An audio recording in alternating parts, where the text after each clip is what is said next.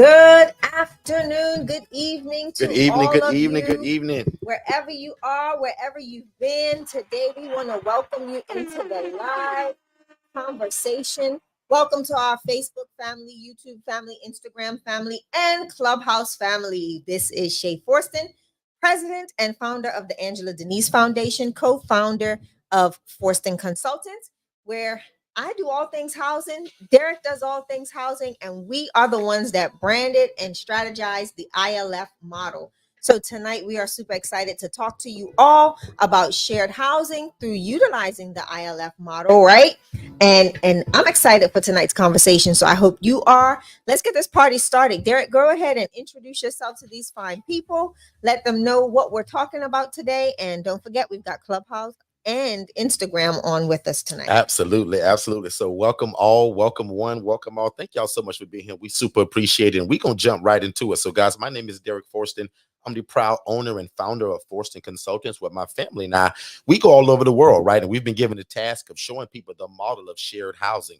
Just like today's topic, we believe that the best real estate strategy, guys, no matter where you go, is shared housing. We also believe that that's the easiest way to get into real estate. It's also probably the fastest way to get into real estate.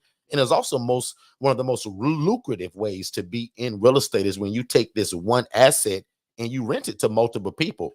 This model also has the potential to have the biggest impact in terms of the lives that you're helping and the people that you're able to, kind of give a hand up to when it comes to housing. So again, my name is Derek Forston, and I also have a housing program by the name of Second Chance Housing.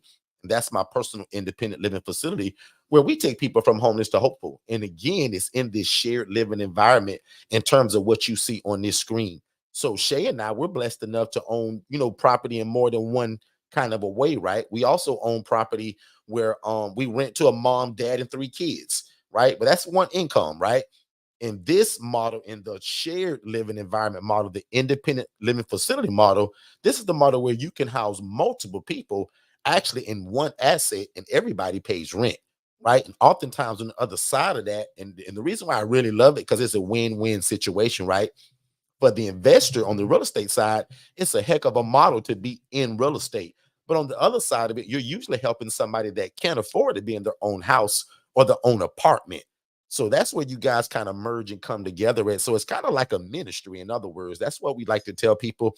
Even though this is a business and we're dealing with real estate, this is also a ministry because we help a lot of other people and a lot of people that we would be homeless on the street without us and without this model. So every Monday we come here and we share this model with people in terms of how to get started. What is it, first of all? So we'll talk about that. And why should you want to be a part of it? And again, if you guys are anything like us, right, we always want to be a part of real estate.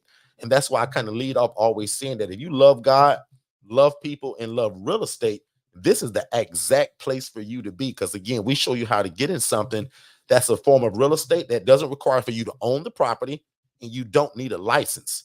So a lot of people, when they run into us for the first time, Shay, they think that this is a group home or an assisted living facility. And I'll admit it's got some similarities, right? But it's really different when it comes to the startup, the cost, staff or no staff, rules or no rules. Yep. So it's a lot of things that kind of come along with it. So our job is every Monday to come here and break it down for you all and show you the difference between a group home, right? And an ILF, and even also what's the difference between this model and just a regular rental where I'll rent to a mom, dad, and they have 3 kids, right? So again, if you're new to us, thank you so much for being here. I want you guys to type in the word, I want you to text the word new to 407. I think it's 326-0086. I believe. Man, so. if I memorize that, I'm proud of myself. I think you Shay, you better double check. double checking right now. But again, if you're new It to us, is. we want to say thank you. We want to give you a free gift. And if Shay's saying that I'm correct with that number, I want you to text the word new to 407-326-0086. You got it. Also, type in the chat what city and state you're from, because we also would love to address you kind of in terms of where you're from and where you're located, because you can do this model that we're talking about, ladies and gentlemen, in all 50 states. So again, we're just going to jump right into it and just talk casually. You guys are, unless I see new people, Let me see if I see anybody new, I may jump right into it. But other than that, if everybody's pretty much family, we also may just kind of shoot the jazz a little bit, as they say. What's going on, Mom Forston? I see that my Hey, mom is saying good Mom. evening to everybody. Mom Forston's in the building. My mom is our spiritual advisor. So if you never met or seen Mom Forston, she's a treat. So make sure that you shout out Mom Forston in the chat. So nobody's new so far. And if you're not, no Let me problem, because find that out. gives me a little room to kind of talk. Because Shay and I are tired. We spent We some are. time today cleaning up, right? So you guys hear us talk about all the time where we don't hire staff to clean and our clients gonna clean up. Our clients gonna clean. Well, that's true. 97% of the time, that's Yeah. true. But there's a 3% chance that Shay and I are going to also go into our ILFs at some point, and we're going to clean up to the way To that we us, want, yeah, to our our standards. standards. How we want to see it. See, Yeah. Shay's standard is different from my standard. Yeah. My standard is different from the clients I'm housing. Everybody's got a tier. Shay's tier is at the top. I'm kind of right here, but my clients, they're kind of right here. They're not too far behind me. I'm a notch up above them, but when Shay come through, the Angela Denise Foundation president, then there's a whole nother tier. And then Mom Forston and Shay, they're just alike, right? They don't deal with foolishness. We don't deal with rats and roaches. We don't deal, because one thing I do want to say, because I also say this a lot too, we do not deal with rats and roaches. But guess what? The clientele that we deal with, sometimes they're gonna bring it. Yep. The only difference between us and the outside world is that we're going to care about it. We're going to bring pest control in, and we're going to do things to correct action if we see it. We're also going to do preventative maintenance. I did a lot of that today, right? So I'm spraying in places where I hadn't seen no roaches, no rats, no nothing, but I'm spraying and I'm treating, because a good friend of mine actually gave me the industrial stuff or told me where to go buy it. All you IMB people that are running ILFs, y'all remind me to give y'all that in our private group. It's 2 chemicals that you mix together. Then you pour that with water into a 3-gallon spray. I want to give you guys that each and every one of you need to be spraying your homes probably quarterly. Every 3 months would be nice, because if you see nothing, I'm going to say for sure just quarterly. Maybe even just once every 6 months. But if you see a problem, and again, if you get roaches, guys, it's not because you're nasty. Let me pause on that for 2 seconds. If you guys get roaches or if you get bed bugs, I'm not going to be the guy that's going to be screaming and yelling at you. I'll scream and yell when I find out that you did nothing about it. Right. The kind of clients that we serve, guys, sometimes they come from the woods. Sometimes they come from the last group home that maybe had bed bugs or roaches. Maybe they snuck a girl in 3 weeks ago and you didn't know about it. And where she lived at, she had it. So when she brought her purse in, guess what she also brought? A few of them roaches that had eggs attached to it. Yep. Come on, guys. So let me not be the guy that's, you all would think that I'll beat you up if I find out you get roaches. I'm just going to be upset when I find out that you didn't do nothing about it. That's the difference, guys. So again, Shay and I did something today, and I'm going to just give this one out for free.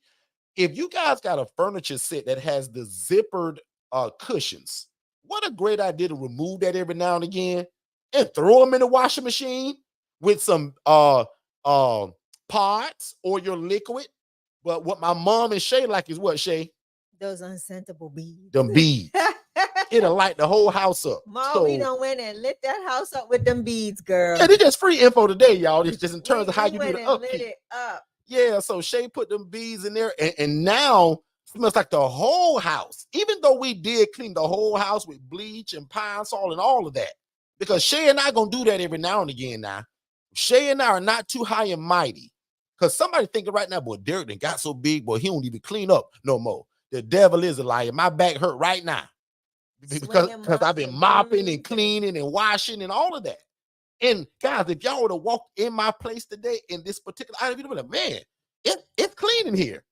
But it still need to be certain things done. So, remember, like, there's a standard. And then, Derek, prime example, what people don't realize is that your clients accumulate stuff. Yeah. Right?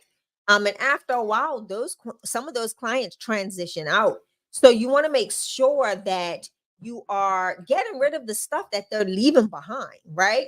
So that's what we did. Like there's times that we go in and we just again purge, get everything out of there, set it up new, set it up fresh, because you're gonna have more new clients coming in. So you want to make sure that Yeah. everything is looking good, smelling fresh, and just a fresh start. you know, Because it's when you put them living. beads Yeah, in and you watch that furniture stuff, it make you want to clean everything it else. Like does. Shay and I went with like 1 or 2 intentions. We ended up cleaning the whole house. We just got carried away with it. But we Mhm. started early, We were right? there like 7:30 We this were morning. like before 8 o'clock. We were in that place slinging bleach and pine salt everywhere, We woke up every right? But guess what? I also found out, Neonta, Mom Forston, that my clients don't need 45 plates. They don't need 38 cups. No. They don't need 45 bowls. What I found out today, y'all, I've been doing this a long time. I realized the way you also keep the dishes down, and like if you got a house that they struggle with doing the dishes or stand on top of it, they got too many dishes. Too many, yeah. Because if they eat off of 1 plate, 2 plate, 3 plate, 4 plate, instead of just washing dishes, they just grab another plate. Neonta, they just grabbing another cup. So even me, I done been in this so long. Guess what I learned today? Because I used to do this when we set up houses. I would get, I would buy the plates and cups from, Walmart and stuff. Well, And the this number means that if it that had you did no not. dishes and no plates, I would get like 2 plates for everybody, 2 cups for everybody. So that means if I have 8 people, I got 16 plates. If I have 8 people, I have 16 cups. Yep. And sometimes it depends on how bad it is in terms of, man, these guys won't do dishes. I may do 1 for everybody, but at least 2. But guys, what I found out today, my clients don't need 45 plates, y'all. They don't need 45 bowls. So we got rid of a lot of clutter today, right? We also found another closet in this ILF that we didn't know we had, got a key to it. So that's storage now for a lot of stuff that they didn't need. We thought the kitchen looked great, Mom. Mom, you ought to see that kitchen now with all that stuff going from the counter. It's so pretty and clean. And because, guys, in this particular house, all they do is eat and sleep. This house isn't very active. Some of y'all got active ILFs. This particular ILF is not really that active. They eat and they sleep. I got 1 or 2 guys that may go to group, but that's it. So they just eat all day. But what I learned, if I minimize the dishes, they got to wash dishes to be able to eat again. Right. Versus just plate after plate after plate after plate after plate. And then when my assistant Jess sees the camera and the sink piling up with dishes, Yeah. 1 phone call and you tell them they'll wash the dishes, no problem. And guess what she's gonna do, Derek? But it's getting too much. But guess what Jess is gonna do as she's calling to say, hey guys, like we've set things in place. Because like Derek said, this is not a very active house. These clients are great clients. Don't get us wrong. Behaviorally, great. They'll like, I love going over there. I love being around this group of all of our clients, right? But for the most part, this house is that group that needs a little bit more coaching, right? They're not used to the Meaning this is day-to-day how you house- wash dishes, not pouring soap on the rag for every dish, but let's make dish water. Right. So I taught one of my With clients steam and hot water. Things things that you guys take for granted. Talk to him, say how you walk I Gabby. had to walk one of our clients through the process of how to make dishwater. Never made dishwater before in his life. Like See, Derek y'all said. thought Shay was just an ILF operator. No, I go and scrub. Listen, we go and scrub. She's also a teacher, floors. mentor. I go and show. Yeah, exactly. So we went and we showed him how to make dishwater. I've showed him how to do that successfully and wash dishes, and he did a great job. Every dish was clean. Not only that, but he's very, very like all of the gentlemen at this house are very coachable, very trainable, and they all just chipped right in when they know you want them to help in doing something. They get to it. They jump right on it. So today was a really active day. And girl, it was amazing. And thank you. Y'all will see I'm gonna keep shutting my camera off and on because I'm monitoring from another screen, and my computer's doing that funky thing again with this Chrome extension that I have to use. Good. So And good evening. I see a lot of people popping in now. So good evening, Angela. Good evening, Joanne. Angela says she likes my mug. Good so evening, Janine. Big shout out to Hello. Shay's mug. I know, right? Welcome everybody on Instagram. Welcome to all of our family that is jumping in Clubhouse and then jumping. Yeah, we were just warming up, y'all. I'm just kind of venting a little We had a bit. great day. But we had a great day, guys. did. Like Shay and I actually love this kind of stuff. Like, trust me, I'd rather go and clean up a house, bathrooms, mopping, and all of that than to go and clock in at an 8-hour job. Like, I'm just being real about that, right? You have to have And some good then getting the conversation. potential to really be able to, like, once you walk away, say, wow, boy, somebody gonna really appreciate this, right? Mhm. Because prime example, one of my greatest clients moved out on the 1st. Kind of broke my heart, right? He had a private room, great guy, but he stripped the room, took most of my stuff. Mom Forston, can you believe he took my plug-ins, Mom? Mom, you know my Glade plug-ins, Mom? He took them. He took my sheets. He took some of those plates, and I wasn't mad about that because we got too many plates. No, and they want no, Derek. Then hold on, wait, wind up, wind back, wind back. He did not take your Glade plugins. You got the expensive ones. Shay, what kind they was? Derek has we got them Febreze, the dual action Febreze ones. Neon, they made me get the big ones, Neon, not the yeah. little ones like this, but the big wide ones.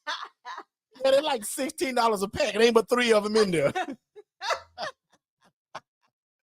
Hey, so now I'm gonna just keep it real because we being real today. He stole my sheets. Yep. He stole my comforter. Towels. The towels. Pillows. Guys, like, this is just a part of the ILF life. When these people exit your program for whatever reason, leave on good terms, bad terms, sometimes they're gonna take your stuff because they feel like it's theirs for some reason. But I will admit, he did sweep out the room. He did. And the room was just a box when he left it with the bed. So what did me and my team go do? Me and my team today is Shay. My VAs don't make up no beds and they don't sweep no floors because they live out of the country. I wish Alex could have came today and helped me. I'm telling you. Right? But in terms of Shay and I, we put down the blood, the sweat, the tears, and the equity in that place to get it right for somebody else to be able to move in. And hopefully this week, in the name of Jesus, we're going to fill that place up because Mom Forston, we got an email today. Oh my goodness. That'll blow your mind.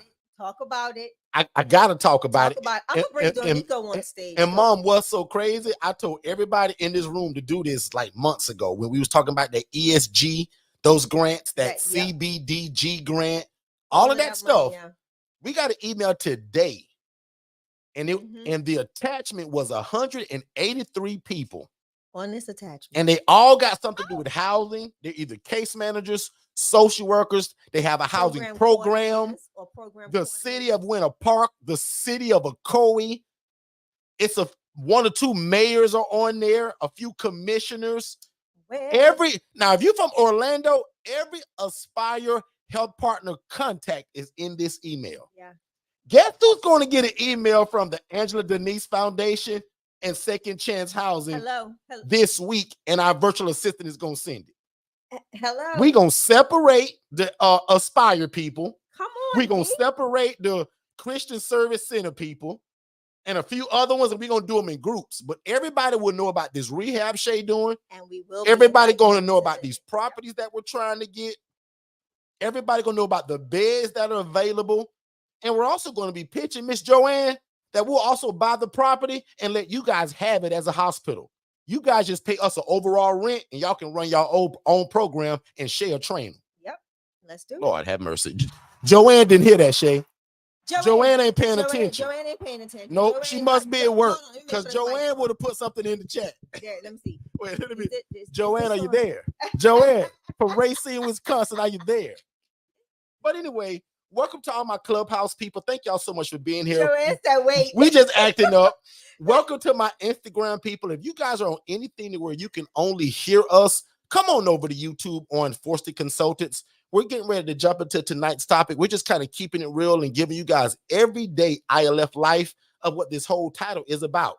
Shay and I believe, including Mom Forston, we believe that this shared living is the best real estate strategy that God has ever created.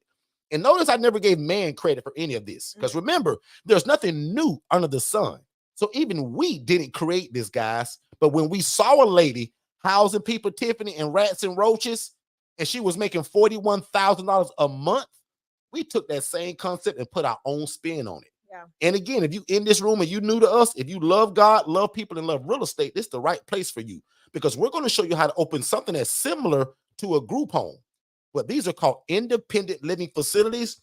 And again, it doesn't require a license and it doesn't require oversight from your government entities. It's a shared living environment where adults are able to live and thrive without the need for medical staff and or oversight. So again, really slowly, we teach people how to rent or lease a property. Because Shay, I'm gonna make this really plain because I don't want to confuse anybody, especially my Instagram people. Slow it on down. Shay, we teach people how to take a house, and Shay, they don't even have to own it. Y'all, I was a poor associate worker making 28 grand a year. Yeah. Trying to figure out how to get into something like this. God was so generous, y'all. He showed me a lady that was making 41 grand a month doing this. But the only difference is, y'all, she was doing it in rats and roaches. She was mistreating people. So the only difference is that when we teach it to you all won't do it the way that I saw another lady doing this in rats and roaches. Because this is a ministry. Yeah. And guys, I'll admit, it make a bunch of money if you do it the right way. So you have no reason to house people in rats and roaches. Because if you're an IMB member, in fact, I'll give it to all of y'all, but I'm going to give you the repellent to keep the roaches away. Yep. It is not the Raid can from Walmart. It's 2 separate bottles, 2 separate chemicals. Tiffany, you're going to pour it in that 3-gallon bottle with the pump spray, and you're going to just spray your house with it. Behind the stove, under the stove, in the counters, there's no scent to it. And that's going to stop all of that. But this lady, she didn't care, y'all. And if you new to us, just type in the word new. But this lady, y'all, she showed me she was making 41 grand a month, y'all. I was like, wow, God, if you let me get in this, first of all, I won't hide it from people. I'll teach it to everybody I run into. And God will be different. Yeah. We'll be different. Y'all, I made God a bunch of promises. So that's why today I'm over there mopping and wiping walls. Why would I be doing that, y'all, Mr. CEO, Mr. Entrepreneur Derek? Because I promised God a long time ago, God, if you let me and Shay get in this.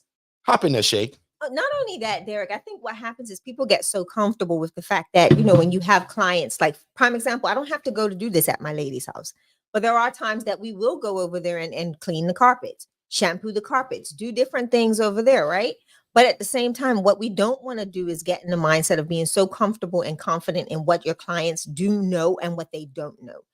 You want to keep the aesthetic of the house as nice as they get it when they come in. Yes, it's going to be lived in. Yes, it's going to get a little, disheveled. But at the same time, you want to make sure that you are setting a precedent. I don't want my clients to feel like I'm too above them to go in and show them how to wash to scrub a toilet. Listen, I have a house in Kissimmee, and they're all young women. And guess what I've had to do? I've had to go and teach women how to clean bathrooms because they've never had a mother figure. They've never had that ongoing training or that guidance. Don't even know how to fry an egg. Or one time she had a rich lady, husband took care of her entire life. They had a maid. Yes. But when the husband died, come on, now she had to follow Social Security income. She has no clue how to wash dishes, speak about cook. Guess who taught her though? Shay. Guys, when we say that phrase about housing women that are escaping domestic violence or housing the widow, the poor, and the needy, God, that's just not some phrase. Shay has housed all of those genres of people. And the one, again, that may shock you all, but the rich lady that the husband dies, as my mama would say, didn't have his business straight. She went on no paperwork. She's now homeless. Yeah. Don't really have nothing now, but don't know how to wash dishes, because that's the point I want to drive it to. Forget the money for a second. Yep. Don't know how to wash dishes. Don't know how to cook. Never cleaned the bathroom. So what are you doing in this shared living environment when it's expected of you? That would have been a poor expectation of Shay if Shay was just, she'll figure it out. No, she won't. You're going to have to teach her. Just like Shay told my guy today, hey, buddy, you don't squeeze the bottle of dishwashing liquid for every dish you're going to wash. I mean, y'all, he's squeezing it. Y'all be trying to wash it, y'all, because we teaching it. Shay said, Gabby, this is the easy way. You make dish water. Yep. Turn it on hot. We got a brand new faucet yesterday because the same client, I ain't even told you this yet, broke the faucet 5 days ago. That's why you ran out on Tuesday. My kitchen turned into a swimming pool. So if you joined us Tuesday and I left y'all, guys, this is real life stuff. Did he mean to do that? No. Not at all. That was. And I'll be honest, y'all, I don't even think he broke it because of where it was like splattering from.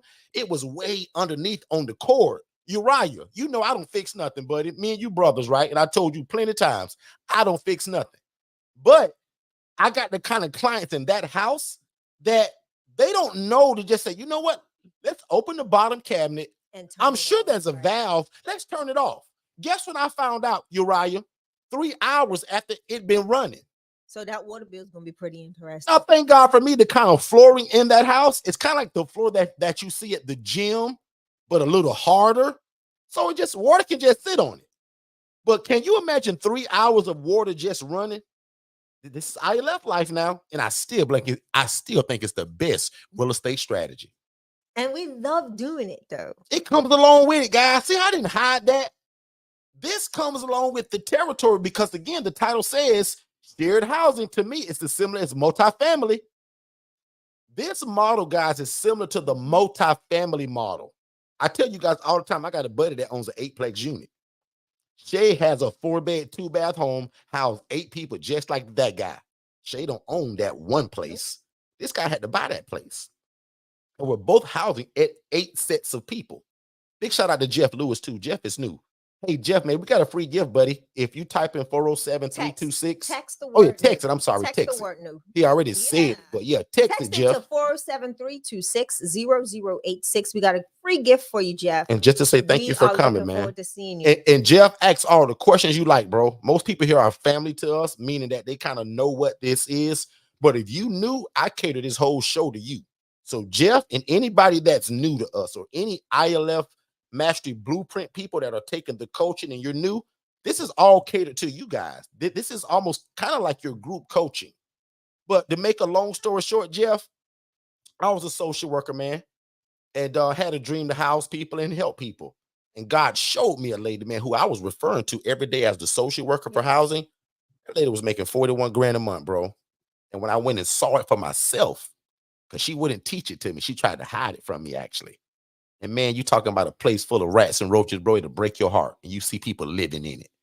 And y'all, it broke my heart. And I came home every day crying to my mom and my wife, Mom, you ought to see this stuff. Shay, you ought to see this stuff. And both of them were, in other words, like, okay, well, great. What you gonna do about it, big mouth? Exactly.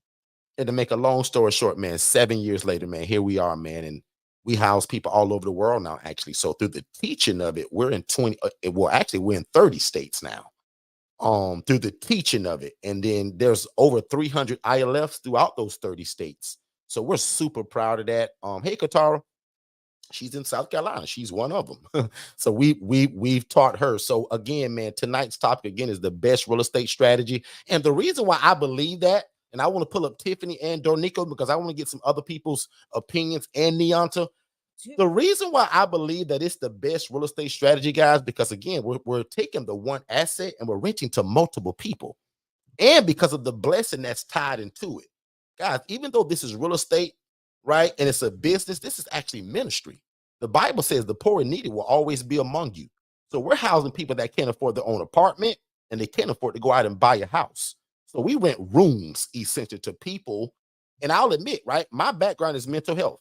That's why I worked there for over 9 years, and we saw a lot of mental health patients or clients, as we call them, being discharged from a hospital with nowhere to go. And as a social worker for 9 years, man, I watched myself refer these people out to other folks. And then when God kind of put it in my heart to get into it, I went and saw it for myself because nobody wanted to teach it to me. And that's when I saw all the nastiness and the dirtiness and the griminess of how people can run these places. And I said, man, I got to get into this.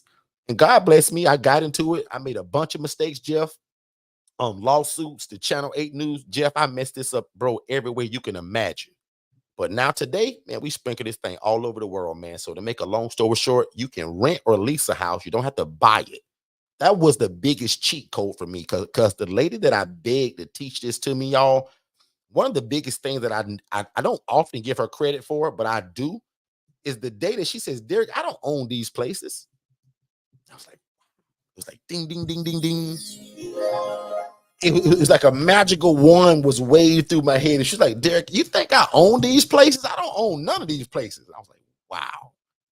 So that I'll always give her credit for, but she never would teach me how to do it. And I'll admit, today, I thank God for it because she did this in Rats and Roaches. She did it the wrong way, which came about with a bad reputation. So her reputation in the city, right, throughout the hospitals and social service setting was really bad. So I'll admit, when I got into this, just like many of you all, so many people are doing this the wrong way in your city that when you get into it, Jeff, you're going to seem like the best thing since sliced bread. So, Jeff, I didn't have to convince a bunch of people that, this is, hey, guys, check me out. Now, I'll admit, it does take a lot of marketing, a lot of advertising. This isn't some cakewalk. It's like any other business, guys. You got to put your grind, your heart, and your soul in it. Because like any other business, if you don't, it will fail. I don't care how many people are homeless and how much God wants you to do it. If you don't put your hand to the plow to make it work, it's useless. Yeah. So let me say that, because sometimes I talk about this kind of like it's real easy. You got sometimes if you do it the right way, it can be. But with people, because I'll tell you right now, what makes this challenging most of the time is people. We're dealing with people. That could be the landlord as a people or your clients as people. Different personalities. We deal with a mental health population. So you're talking schizophrenia, bipolar disorder, depression, schizoaffective disorder, anxiety disorder, eating disorders. I can go on and on and on. Or for like the last 15 to 18 months, they'll tell you we've been housing the everyday Joe now. When we first started, it was the mental health client because that's our love. That's our basis, our roots. But because it's so expensive to live anywhere now, Shay, we're housing the everyday Joe. The guy that has a 9-to-5 job, Jeff. The guy, Jeff, that you working with, and you think when y'all go home at 5 o'clock, everything's cool. You guys go home to a house and lights and water. He go sleep in his car. In the parking lot behind. And we'll talk about this in a minute with Tiffany and Dornico, but we got a couple calls this week for people that says, Derek, listen, man, I'm not poor, I'm not needy, but I don't mind this shared living environment thing you talking about, but I do want my own private room. Derek, I got a job. Derek, I'm straight, but I want to save some money, Derek. So there's another genre of people that are asking for this housing. Let's just say, Derek, I even had a guy come and say, Derek, and I'll admit, most of these calls come through Jess, and Jess is telling me. Yeah. But he was like, Jess, like, if you guys just rent the room to me, I got my own bed, I got my own dresser. Derek, I don't want your furniture. Derek, can you just rent me the 4 walls of that place? Mm-hmm. Tiffany, see what this brings you the longer that you're in it? Katara, you're going to notice the longer that you're in this, you're going to get more ideas. Tiffany, I didn't ask for the idea to house the working individual. It's just coming to us now. Right. Shay, I'm gonna let you hop in because they'll just think I'm just saying it. No, I mean, it's because, again, nothing changed, right? Other than rents went sky high. Groceries went sky high. Gas prices, sky high. So everybody's trying to find a way to pinch, right? Yeah. Or they're looking for a way to save and be more strategic about how they spend their finances. And that's what we're seeing. We're seeing a lot of people, Derek, that are literally coming to us because, one, they've seen our model, whether they've seen it on, on social media or whatnot, what have you. But what they're looking at also is the fact that they like what we provide. Yep. They like the structure that we provide. They like the fact that they know that they can come into this space and be safe. They know that it's not going to be a whole bunch of random people walking in and out of the house. There's things that we've put in place that has allowed for people looking for a shared living accommodation to see this as a great way to do that and just love it. Like, we've seen so many different populations of people, so many different ethnic groups, financial, social, economic groups. Again, like, you've got the working individual who was pretty much told, when it was time to renew their lease, that we're going up $400, $300. And that took a blow to a lot of people. And that's what's given us that opportunity, Derek, I feel, to really enter this space the way we have, with now seeing a larger influx of calls coming in for the everyday working individual. And it's just a blessing to be able to assist. It's a blessing to be able to say, yes, we have availability. It's a blessing to see these individuals walk into the home and be like, man, this is really nice. Right. My $1,800 1-bedroom apartment didn't even look like this. But it's just like y'all, if you see the stuff going on at the reno, at the rehab facility, my ladies maybe let's send Alex some pictures for next week, and we could do a kind of a slideshow of it. We have to, because I mean, The amount of things that's going on right now at that house, I cannot wait for our house manager to go back and move in. And when she sees the difference of what's been going on there, it's gonna It's a brand new blow house. her mind. And what's so crazy, they're going to detail and clean the whole house even when they're done. Yes. So like every inch of that house Yes. will be cleaned, dusted, swept, mopped, scraped, scrubbed, all of that stuff. So that's what I'm also excited about. Listen, every time I talk about it, it just gives me I just grin, right? And because it's so exciting to see hard work pay off, right? This Yeah. is something that we tell everybody that joins us as ILF Mastery Blueprint members. You know, you may start off in rentals, but use that money, use those finances to help you acquire that next thing. Don't get so excited about the money as it comes in. Use it to benefit your program. A lot of what we do goes right back into what we do, right, Derek? I mean, a Yep. lot of what we do goes right back into what we do. And that has allowed us this opportunity to purchase this home for the Angela Denise Foundation and be able to take more women from homeless or, you know, or just needing that shared environment to restabilize, Yeah. re-enter the community. Man, it's again, I'm excited. I can't wait for you all to see it. I'm excited to announce the open house. I am excited to just be able to get my ladies over there. And I don't think I've shared this yet, Derek. So the plan, this is what my plan is, but from the looks of this email we received today, that plan may change. Yeah. The goal was to automatically remove myself from the rentals and bring my ladies into a purchased home in the area where this one particular home is.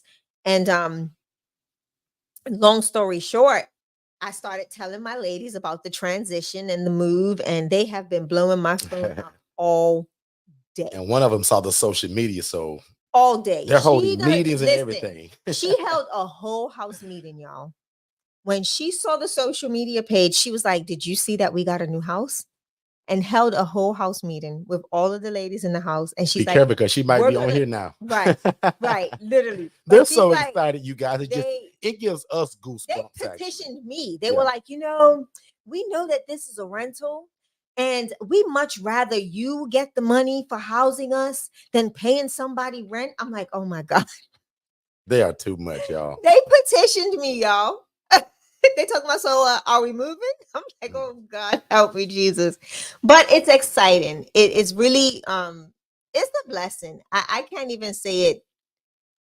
That's literally all the words I have. It's a blessing. And to be able, like, I can't wait to see the looks on their faces when they get to go for the tour. You And got to have the two, camera set up just- that day and already have the camera in it so that Yeah. when they walk in, you can catch all of that. You know, I'm That'll gonna be some probably good have. footage. I'm gonna either have Jeremiah or And, Jasmine. and also, again, if you guys are completely new to us, right, go be nosy on our Yep. Instagram and our Facebook pages. So anything, basically everywhere you can find us at Forston Consultants, right? But I post a lot of stuff, or my team posted a lot of stuff at Derek Forston on Facebook, as well as TikTok. Yeah. On at Derek Forston. So that's where a lot of the rehab is. But everywhere else, guys, make sure that you're following us at Forston Consultants. Because that's where you guys are going to get a lot of information about what this is in terms of what we do, but also this latest rehab project, right? Because again, if you're new to us, we've been renting and leasing houses for a long time to do this model. God has blessed us finally to buy our first independent living facility, and we're excited about that. Let's pay a couple of bills, you guys, and we'll be right back.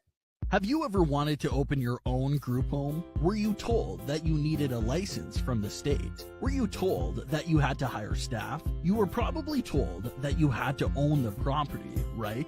Let Forston Consultants introduce you to Independent Living Facilities, ILF, which are group homes that do not require a license, staff, and you don't have to own the property. At Forston Consultants, we walk you through the entire process of how to operate your own independent living facility. We don't just give you a bunch of videos to watch on your own, which could get confusing. Here is what you need to do next, in this order. Step number 1, subscribe to our YouTube channel at Forston Consultants for tons of secrets on how to start your own independent living facility. Step 2. Sign up for our webinar at forstonconsultants.com to learn more about this great opportunity. Step number 3. Purchase our best-selling book, How to Open an Independent Living Facility in 10 Easy Steps. Step number 4. Contact us for your free consultation so you can quit your boring job in the next 90 days. Hey guys, so we are back from our commercial break to our Instagram family. Instagram only allows us to go live for 1 hour. This is a 90-minute segment. So if you are on Instagram, and we're at the 40-minute mark, okay, Instagram. So y'all got about 20 more good minutes here hanging out. So when this live does end, come on over to Forston Consultants at YouTube. And you can catch us, catch the rest of the room and catch the rest of the conversation. Derek, I'm going to go ahead and bring Dornico up. Absolutely. So, Dornico, I hope you got your lights and your camera action ready. And I also want to answer a question from Jeff. Jeff says, what's the best type of house to acquire? One floor plan or multiple levels?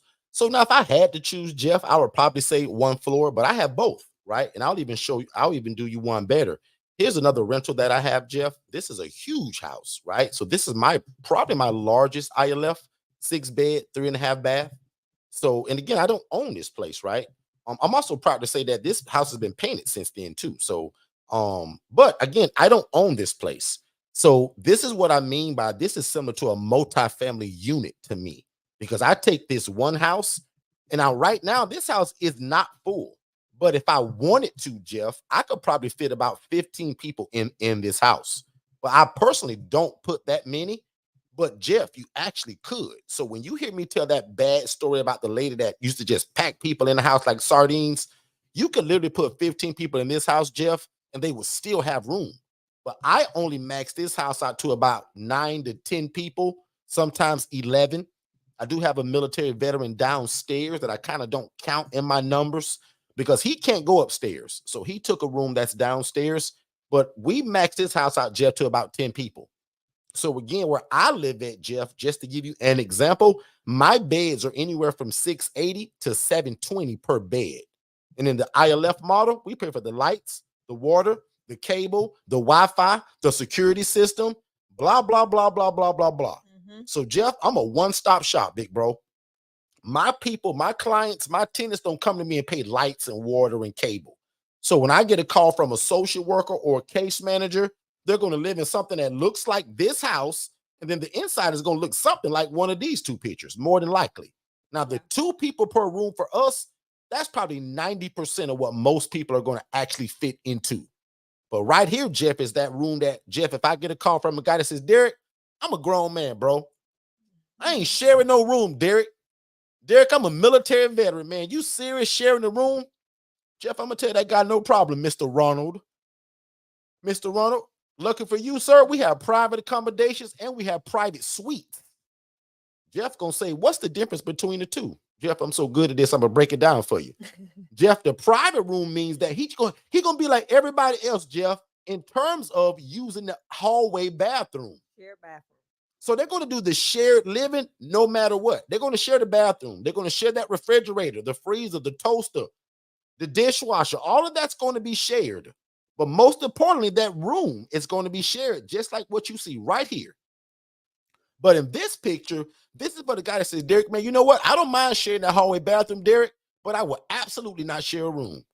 He can have this private room. Right. Shay's got women like this. I got guys like this. But Jeff, what about that guy that says, man, Jeff, you know what, Jeff, boy, this sounds good, Jeff, but Jeff, boy, I got to have my own bathroom, Jeff. Come on, Mr. J. Jeff, you're going to offer him something that we would call a private suite. Now, that house that Shay is remodeling, this is actually the bathroom that's in it.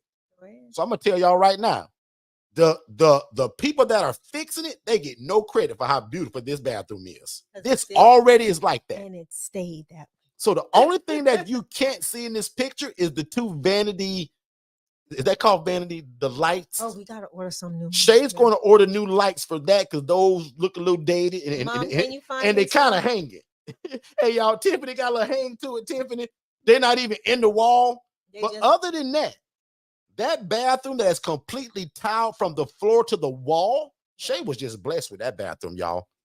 Put a thumbs up or number 7 in the Okay, chat if you like that honestly, all bathroom. 3 of the bathrooms look amazing. Put a number 7 or a thumbs up, Jeff, and everybody else, if you already like that bathroom. Glass enclosure shower. Shay, talk to the people. How will you do this big, huge room that is a master bedroom for you, Shay? Would that be shared or private? Who gets it out of your women? And how do you Right. decide that? So for me, I always like to, and this is just a rule of thumb for me, because there's, we're housing women. I want to make sure that the bathroom to persons ratio is as easy and as clean and clear as possible. So this will be a shared accommodation. This will be set up for 2 women to room in this room together.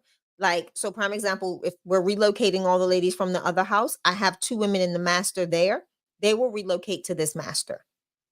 The reason why I do this, again, it's making sure that the ratio, when it comes to women, bathroom is a whole different story. It's not like men folk. Y'all can just go ahead and do your thing and be okay. Women, we a little petty when it comes to the restroom situation.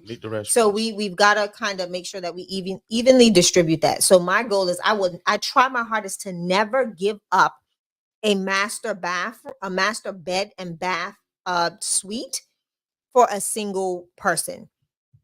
Now, in this house, I do have a private suite, though, Derek, that I will leave as a private suite. I will not make that a shared accommodation, because I would love to offer a private suite to someone for the actual the rate, for the going rate. It makes it more lucrative for us in regards to just the financial part of it, making sure that my finances are in order. So that's how I make up my decisions. I look at my overhead, my projected overhead, and then I look at the space that I have available. And from there is how I make my decisions on how many beds I will put in the home. For me, Derek will tell you, if I have a 3-2, I'm not going to do 6 women. I just don't.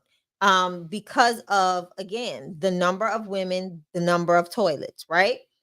Things like that make decisions for me a little bit different as a nonprofit organization owner for that's housing women. So those are the things that I take into consideration when I'm thinking about bed count, Derek. Okay. Let's bring up Dornico. I think he's here already. I want to ask Dornico, what is his opinion on why does he believe, or why does he think I believe even actually this shared living model is one of the best real estate strategies? Dornico, what's going on, big bro? How you doing? I'm doing pretty good. How's everybody tonight? Doing real good, man. Tell the people who you are and what's the name of your program. Let's jump right into it. Actually, you know what? Let's move him to the top, Shay. I did. I brought him up. Bring him all the way up. You can move me. All right. So, Dornico, tell the people who you are, where are you located, and why is this shared living model to you the best? If it is, because if it's not, let's argue. Right, exactly. My name is Dornico Ragel, originally from Detroit, Michigan. I currently live in Dayton, Ohio. Things are what they are here, but to credit things for those doing this here, I would say we're blessed to have decent real estate, so that helps, right? The thing about this being the best option, it probably been the best option for a long time. It just was information that wasn't privy to us, and I say that lightly. The thing about that is, once you know to do better, you should do better, right? So, being that I find myself in this lane, I want to excel and I want to be the best that I can be in this lane.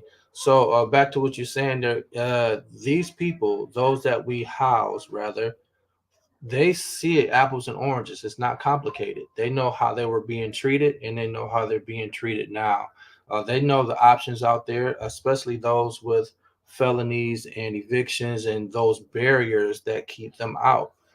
So, with that being said, if your program is, I wouldn't even say upper echelons. If it's fairly decent, you're going to be a choice that's easily made by that population of people.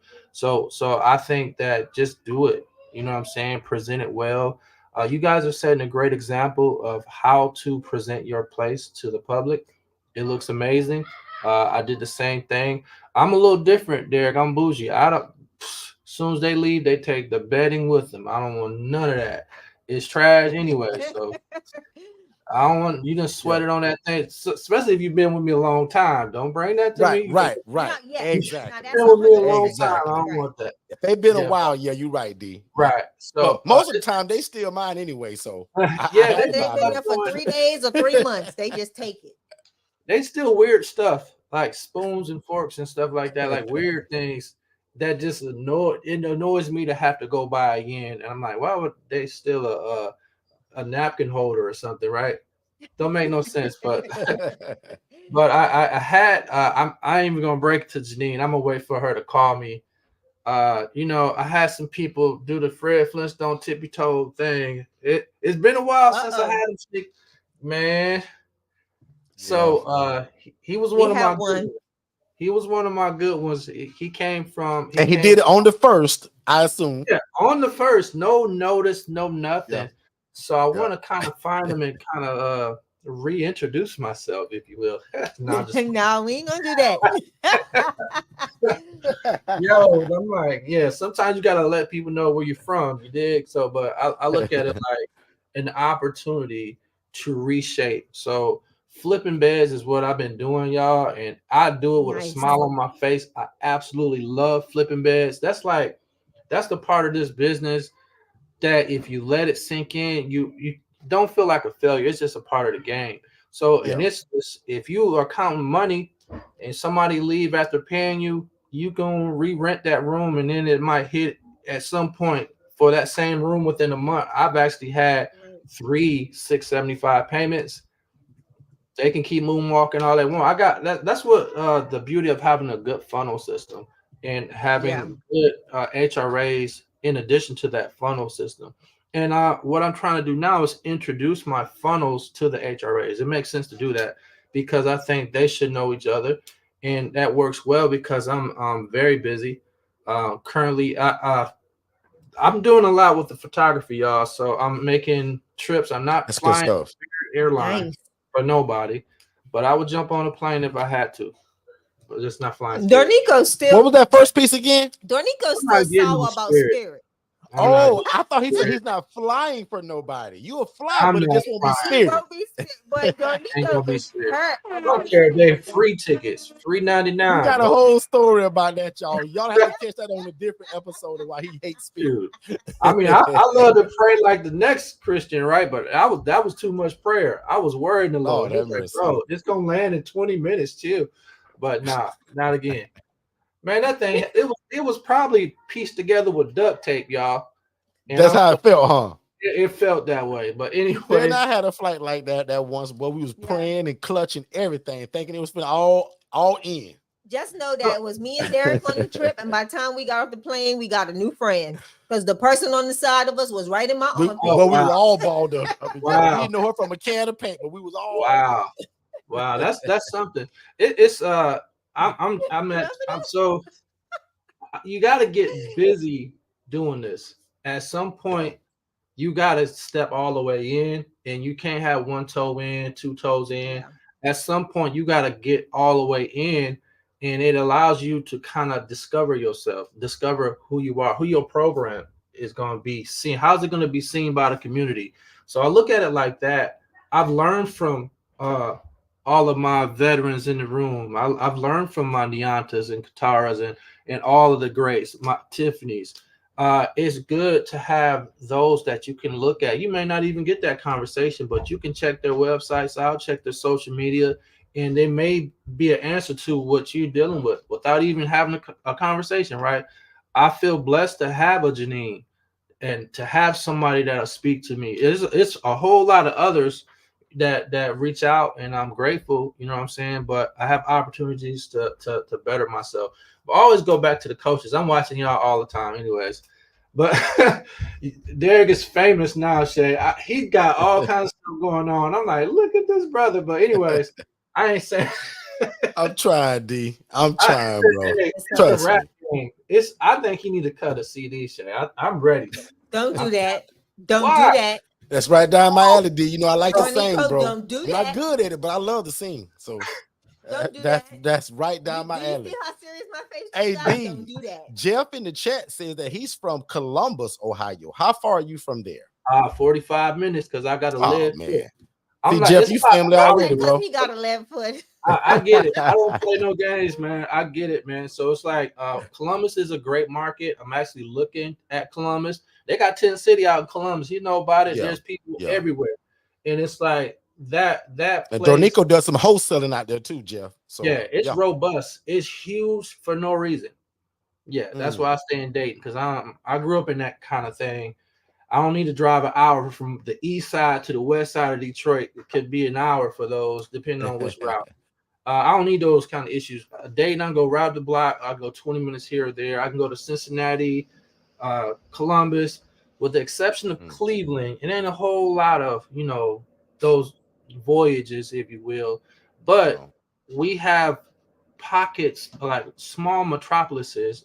Columbus is not necessarily small, but there's a collection of metropolises near each other. So you can really be boots on the ground in another city, and it's not even a bad commute. You know what I'm saying? So if you want to do 5 here and 5 there, or a couple here, you can look spread it cluster, out a little bit. Yeah. So tell your guy Jeff D, cause he's asking. I'll just let you teach it, right? What kind of neighborhood are you looking for, or what did you receive from the coaching in terms of like how did you know where to get these places? D, talk to Jeff like that. All right, Jeff. There is your ritzy neighborhoods that we kind of shy away from. It's an about face even, right? And then there's these poverty stricken places where the drugs are, the gangs are, and all of that other nonsense. I stay clear from those places. So you find yourself in the middle with it, which are up like really decent middle class neighborhoods. Now here's the caveat: like some of those are even rough, and some of those are infested with drugs and violence, but they are considered middle class. So I would do my due diligence and find a place that isn't too far from hospitals or those type of medical providers, and that is definitely on or very close to a bus line. Those have been, what I've received, the teaching from my coaches, Mr. Derek Forston and Miss Shay Forston. So I think that stick to the formula and everything unfolds before you. That's kind of what happens. All right. Oh, you told me 30, like at least 30 minutes or so from a hospital and on the bus line. But what if you scouting properties and you find one that's amazing? Now you got to kind of see, does it meet all of those points? And sure enough, it didn't for me. So I just start asking questions. The person that had that wonderful house just so happened to have tons of more wonderful houses. Ding, ding, ding, ding, ding. That's how we got it. If you find, that's how we prayed too. Right. Don't leave that out. Right. So finding that prayer. Right house, finding that right house and it not having one of those things, don't be discouraged. Do some probing. Probe a little bit. Hey, sir, I like this house. It meets everything that I need as far as criteria. But do you have anything like this on the bus line? Or do you have anything like this within this area? And let them tell you no. And then even if they tell me no, I said, well, do you know someone who does? Do you have any colleagues that you work with operating in this area? That conversation don't hurt. It's really simple. What can they tell me? No, I don't. I'm not bothered by that. I just keep it moving. But yeah, I think, that middle class area for me personally, sweet spot. We got a whole lot of them, you know what I'm saying? And they nice. I consider them nice, but that's me and looking back at how I was raised and where I'm from. To me, nice is a little bit, it could be to some people it ain't nice. I talked about earlier, right? Though it's those tears. Right. So nice college. You're right. It has tears to it. But think about the client being you, and would you want to live in these conditions? Every house that we have, I know I could live in comfortably. All the little creature comforts are there that I would definitely want and need. So they have those things, you know what I'm saying? They're spoiled. They have everything. I still get people say that they didn't expect to have all that they have, which makes me wonder why certain people skip out in the middle of the night or early in the morning without paying. I'm not. It's a conversation for me. Like if it's an issue we can work that out. And we usually do. We're not trying to throw people in the street. That's not the game. So when they do that, All I right, just, Otis. yeah, I'm like, oh, right there, like that's that's not not the game. when the to kick people Right. out. It's Yeah. all like, Otis now. So I've never had that situation, and I don't know if you guys. I'm pretty sure you guys never done that, but it's always a handshake on the way out. It's always love and respect, and I even give them a ride and make sure they have a transition point where they're not just wondering. I don't have to worry about no. I've never found myself worrying about anybody. I knew where they went, and I knew that Exactly. they were okay. Yeah, Yeah. but yeah, Even if they didn't work out for your place, and I like that. right, That's and that, essentially yeah. No, go ahead. You're right. You're absolutely no, right. like that's essentially what he's saying, Jeff, is that even though sometimes somebody may not be a good fit for him, listen to what he said. That's how you know his heart's still in it. He'll give him a handshake on the way out, and if they need a ride, he'll provide that. That's powerful because he's telling me that, man, you know what, bro, this didn't work out. But to make sure that you ain't just roaming around in the street, let me drive you to the local shelter. Right. Or your next place of where you're going. Yeah. So that's good stuff. So Jeff, as you hear, man, you got somebody that's less than 45 minutes from where you live at that's taking our coaching. That seems like yesterday, but I think he's going on year 2.5. So as you see, man, he was just like you, Jeff. Came in this room, didn't know what we was talking about. Wow. Somebody introduced him to us, and that's how it started. Hey, what's going on, family? I hope you guys are enjoying this information, but just in case if you was wondering, how could you get more one-on-one coaching just like this?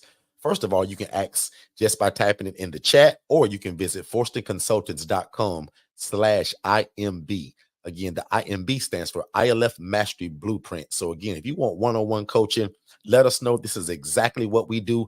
And again, don't spend all your time in this room today without asking questions. As you see, we're giving out a lot of great information. So make sure you ask your questions just to make sure that you fully understand it. And then also don't forget, we give you guys a free strategy call. So we want you to watch our webinar. That's also at forstonconsultants.com/webinars, but also soak up a lot of this information that we're giving you guys on YouTube, and then schedule a free strategy call so that we can get on the phone to talk about how fast can we get you started. Let's get back to the show. All right, Shay, I got a question for you. Then I'm gonna come back to Dornico. Dornico talked about how did he choose the area. I want you to also explain to Jeff, did you choose your area differently because you were housing women, or is the criteria the same no matter what? It's pretty much the same. What I did do when it came to my second, the facility in Kissimmee, I chose it based on the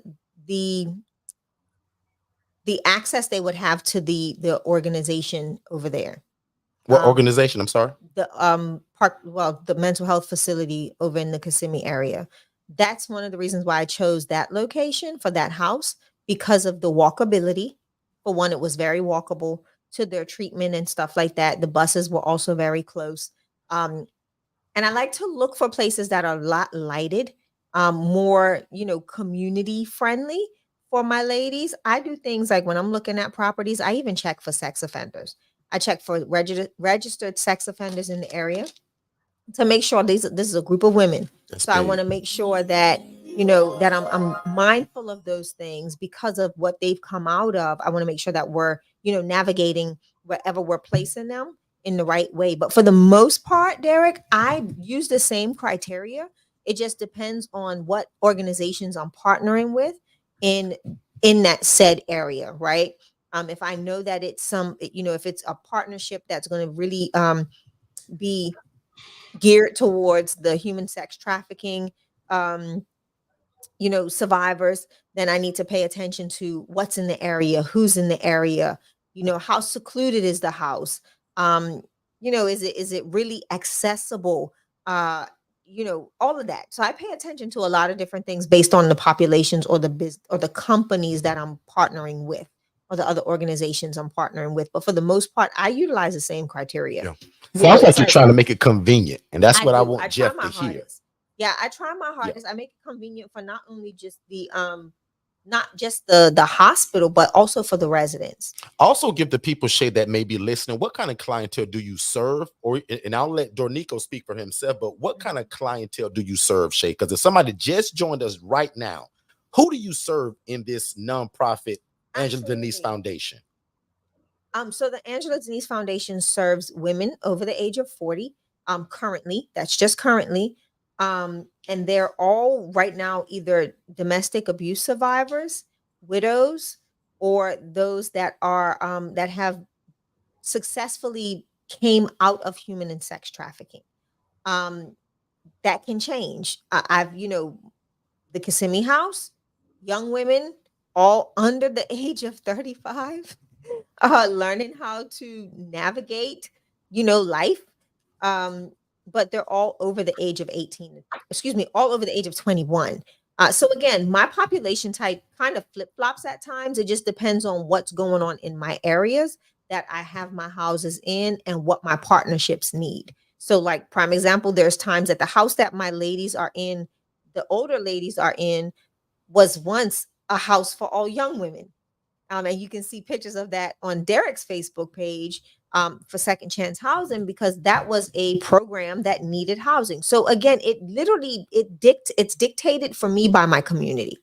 So that's really who tells me what the population type is going to be.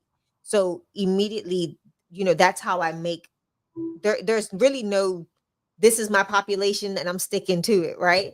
Because if I get a call for 15 women that are all under the age of 40, what am I going to do? Keep saying no? And I have I have available beds. My goal is to house people, not turn people away. So Right. so it's just about making sure that you're paying attention. For me, I think the assessment is key. That helps you to make the right decision on who you're bringing into a house that already has the residents in it. But for the most part, like I said, I don't have a specific niche, other than what I see the most, and that is my older women, about 35, not older women like they're old, but about 45 and up, that have gone through traumatic events. And that's what I've seen a lot more stably. But again, it flip flops, it fluctuates. Okay, good stuff. Thank you so much, Shay. I You're appreciate welcome. that. Dornico, back to you. Dornico, there's a lot of people that understand, how we get our clients, and some people don't, right? So I'm gonna just give them one source, but I got a question behind it. What does your case managers appreciate about you the most, Dornico, about Fresh Start Housing? Not Dornico per se. Why does your case managers appreciate you? What is it about you or your program that they like the most? I think first and foremost, they appreciate the consistency. It's not hit and miss. It's every day, all day, or they know that they're gonna see me regularly and they're gonna hear from me to update them on bed counts. And if somebody that's especially from their caseload has left, and if there's an issue or if they need more wraparound services or something like that. So I'm a bona fide snitch for them. Yes, I am. Tell all of their business. So You I gonna make be snitching. yeah. So now that I move different, right? We doing ROIs, release of Yep, information, which gives Yeah. me access to that case exactly. manager For the anytime. people that may not understand what that is, big bro, just tell them what is an ROI and why do you need it? So for HIPAA reasons, you just can't call a case manager and ask questions about their client. They need to consent to have you talking to them about their records. Or I think there's more than one that you can get. There's a medical record one, I believe, and there's one for their whatever their intake was at that facility, whether it's a behavioral treatment place, whatever brought them there. All that information isn't just privy to anybody as they see fit. You got to actually have them sign that paper to allow you to speak to them. So once that's done, and this doesn't take long to do, the case managers do it before even calling me. So it's already done. It's already has a fresh start on it and everything. So I like that because what I've transitioned to, I was doing over the phone assessments, right? When you have that feeling you don't quite know, and then we would bring them in to do a face to face. Now I'm reading body language and everything like that. Well, I think I needed to do that for everybody. I don't care if I got a good feeling or not. So we went a little bit further. Now we having those case managers who have failed us. Let me put that out there tremendously, time after time, trying to get that one guy off their caseload. Yeah, yeah. Hey, I'm not so nice I'm nice, but I'm not as nice as I was. Year one, I was too nice. Yeah, but now expectations. Katara, you hear that? Oh, Tiffany, you yeah. hear that? Yeah, I yeah, was yeah, too yeah. nice. It's one of those things you need to It's a let them fine know. line, right, D? Talk Right. about take your time right here, bro. Take your time. So I love Fresh Start Housing of Dayton, right? Uh, I watched it grow. Now it's walking and you know what I'm saying? It's not that baby no more. I'm not, it's one of those things, but I demand the respect for the business. And that's not necessarily a bad thing. You want them to understand that you got policies and procedures. You're just not some bum that's doing something. No, you got structure. And with the structure, your expectations should be structured in that manner. I expect those people to treat me like a businessman and to understand that I'm dealing with real people with real issues and that we care about those issues. So Love that. this society will say anything to get rid of people, and they do people so dirty. So you got to navigate with that. If you know this person is not going to be a fit for your program, don't let your broken heart allow you to bring them into your program. I think you should have those relationships with other entities that will say, okay, I know where he need to go. So, and you can call these people, hey, they're trying to put Johnny with me. I think he'll do well at your establishment. Can I reroute him to you? I do that all the time. I dodged the bullet of bringing that bad guy in there with the dementia and all of that stuff. Done that already.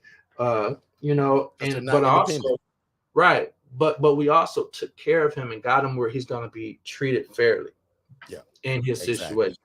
Ding, ding, So ding. That's the part. yeah, you got to have a heart, bottom line, for people that ain't related to you. Some people got the conditional love situation where they only going to love people they related to. That's ridiculous. You know what I'm saying? I don't see that. I see that if I'm able to change somebody in some way for the better, whether it's with my program or not, I'll just do that. You know what I'm saying? And Yeah. that's where, you know what I mean? It's like, it's a heartless world. It's people. I had a lady, I'm gonna share this with you, man. I got a lady that has epilepsy. So she has seizures, right? Her roommate will step over her seizing body and go to the living room and watch TV. Didn't say, Wow. didn't call 911, didn't knock on the other doors for help. Let this woman seize and come. So I said, yes, this is independent living, but let me give y'all some structure. In the event this happens again, Exactly. Right. Like, duh. But what sometimes it's not duh. And you got to teach. she was like, Shay oh, just I'm talked about like, this 30 really? minutes ago. Just don't even. Go Yeah. ahead, D. I like she really had an epiphany. Like she's like, oh, so yeah, oh, call 911, man. Wow. If you can't call 911, bam on the neighbor's door. They're friends even. So she will definitely come run out and help her friend. So we have those types of situations where Yeah. cognitively someone might not Mhm. be, Yeah. and you sitting here and they're upset because so and so could have let me die. I'm like, listen, we house an array of people. I house everybody from 18 to 100 plus. Yeah. And the Smuckers crew, I'm gonna take them too. You know what I'm saying? Anyway, so Exactly. I think that the Otis told me just like this. Your community is going to tell you who you're going to serve starting out. You're not going to be able to pick and choose. So first couple houses, I ain't really have a choice. I had a No. small little box to maneuver within. You know what I mean? Lucky for me, I had a male house and a female house. I could at least kind of toss them here and there. Well, that's because I was afraid of co-ed too. Now I love co-ed, and I think that's like, Oh, that's my move, man. Co-ed has been Otis, you hear this guy? best pivot for me ever was to pivot and go co-ed. Otis always told me that I had to have a strong pivot game. At some point you got to pivot. And it's like, man, okay, pivot. For me, that means failure. I failed at something because I got to switch up. I didn't like to switch up because that means I ain't get it right the first time. So, I have those issues. I don't like failure. And while I'm on that, your drive in this business could be phenomenal. Don't neglect your family. with this drive. I've done that too. Okay. It hurt. Okay. Yeah, That's good. be mindful of who's needing you. So I'm helping all these people, y'all, loving on all these people in my own family, lacking the love and attention from me. So yeah, Wow. you That's talking good, D. about the Lord putting it in your people.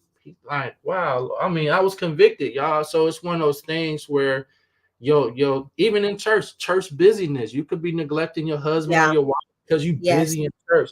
That happens too easy. And it's like, did the devil sneak in? Can we blame him for everything? I think no. I think we got to be accountable and just move different. That's, you know what I mean? And that's kind of where I'm at right now.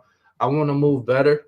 I want to be better in all areas, you know. Yeah. So that's what having good friendships and good vibes.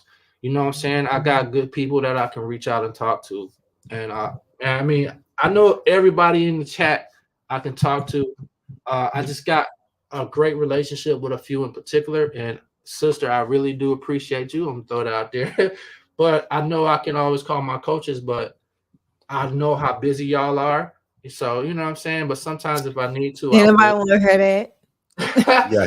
He Yeah. already know we ain't hearing that. He already Yeah. Nobody know. So trying to hear that. You know how we are. We anyway, family, personal Ain't number, nobody trying to hear coaching, that. all of that. So he already so know. anyway, so I used to get snitched on, but that ain't happened in a while. So I'm good. I'm out of that. Right. You haven't been snitched on in a I haven't minute. been snitched on in quite some time. Yeah, because you know. That's a good Good thing. stuff. I got another question I want to bring back to D, but let's take a quick commercial break and we'll be right back. Hey, what's going on, family? Just to let you know really quick, everything that you're listening to right now, I actually have it in a more structured way in a webinar. So when you guys get done here, go to forstonconsultants.com, click the tab that says webinars, and there's 2 webinars there. One is for you to be the actual ILF operator, meaning that you want to do it. And then the other one is the HRA. That stands for Housing Referral Agency, where you're able to take people from homeless to hopeful, and you actually don't need the real estate. It stands for Housing Referral Agency, and we call it a business in a box. But definitely go to forstonconsultants.com, watch both of those webinars, then set up a free strategy call with me and my team, and let's see how we can get you started. Back to the show. All right, good stuff, good stuff. So if you are brand new to us and you're just joining us, we're simply discussing today the best real estate strategy in 2024 and beyond. And it's called independent living facilities, or sometimes known as co-living or shared living. And that is simply where you're going to allow multiple people to rent under one roof, right? It's not rocket science. We're going to take a 4-bed, 2-bath home, and we're going to rent, most likely, to 2 people in that one room, right? So the example most of the time looks like this right here. 90% of the people that we house, ladies and gentlemen, they're going to be in a room like this. The only other time is going to be in a room like this when the person says, well, Derek, I don't want to share a room and I can afford your private room. Right. So again, in this model, which is called an ILF or an independent living facility, this is where we take people from homeless to hopeful, or because when we first started, we only housed what we would call the mental health client or patient. But today, because real estate is just so expensive and a lot of people just can't afford rent, right? We rent to what we call now the everyday Joe.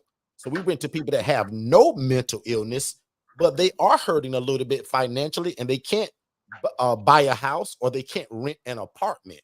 So we offer something that's called a shared living environment. And is this for everybody? Absolutely not. But it is for people that says, man, Derek, you know what? I don't mind being in a shared living environment because I can't afford an apartment anyway. And Derek, you're only going to charge me $680, and you guys pay for the lights, the water, the cable, the Wi-Fi, and the security system with my own door code? Yes. So that's the person that we're serving, ladies and gentlemen. There is some people that will absolutely turn their nose up at this and don't want it. They may be too bougie for this. But for the guy that says, man, Derek, this is a great deal. You're going to give me a private room for X amount of dollars and you guys pay for all the utilities? Absolutely. So these are called independent living facilities.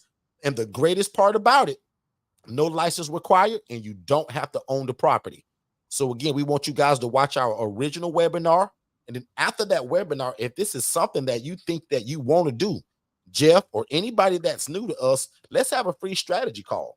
That's where me and my team get on the phone with you to figure out how fast can we get you started. Yeah. How can you be like Dornico that one day you sat in the audience And now today, through the teaching and the training, and because you're in it, most importantly, Dornika can go off right now and answer all of these questions that you all have in here.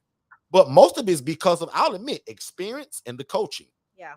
Because without the coaching, when you run into stuff, boy, it's hard to get it that way. And that's my beginning, right? I learned this the hard way. There was nobody to teach me, right? So I made the Channel 8 news and I got into a bunch of trouble trying to get this thing off the ground. But today we're excited that we have it now. We understand it and we absolutely do it. And again, on screen, guys, is pretty much what we offer most people that call our phones. And I'll admit, because somebody's asking right now, Derek, where do you get these people from? We build relationships with social workers, case managers, and social service providers. And that's our funnel system, right? So I'm going to end it there. I want to ask Shay a question and Dornico. I'm going to go to Dornico first. Dornico, because somebody's wondering right now, can I do this in my city? Dornico, did this model, in terms of what you knew, did the independent living facility model exist where you live at before meeting us? Not this model, no. I've actually been to places that were helping people as far as shared living, but they were sharing a little too much. If you follow me, the kitchen had beds, the hallways had beds, all through the house. So it was actually 3-2 with about I say 15 people in it, something like that, some crazy number. This was a young lady that was gonna come with us, but changed her mind and she went with another program. And not even a week went by, she called and said, "Can you come to this address?" So I was like, "All right." So I get to the address. She said, "I just need you to see something." So I go in there, and yeah, it was exactly what you was talking about. Now I didn't see no roaches coming out of the oven or nothing, but I was kind of disgusted by what I saw. Yeah. So, but that gave me just the edge as far as motivation and confidence that I needed to go out there and step it up. You know, you always can 10x what your effort is, how you view it. Where's your passion at? What means something to you?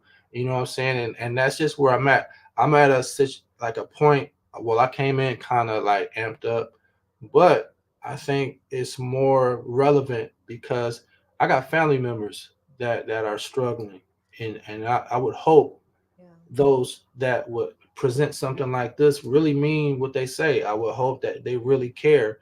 I would hope that they would love on them. You know what I'm saying? Like I love them. You know what I'm saying? That's my family.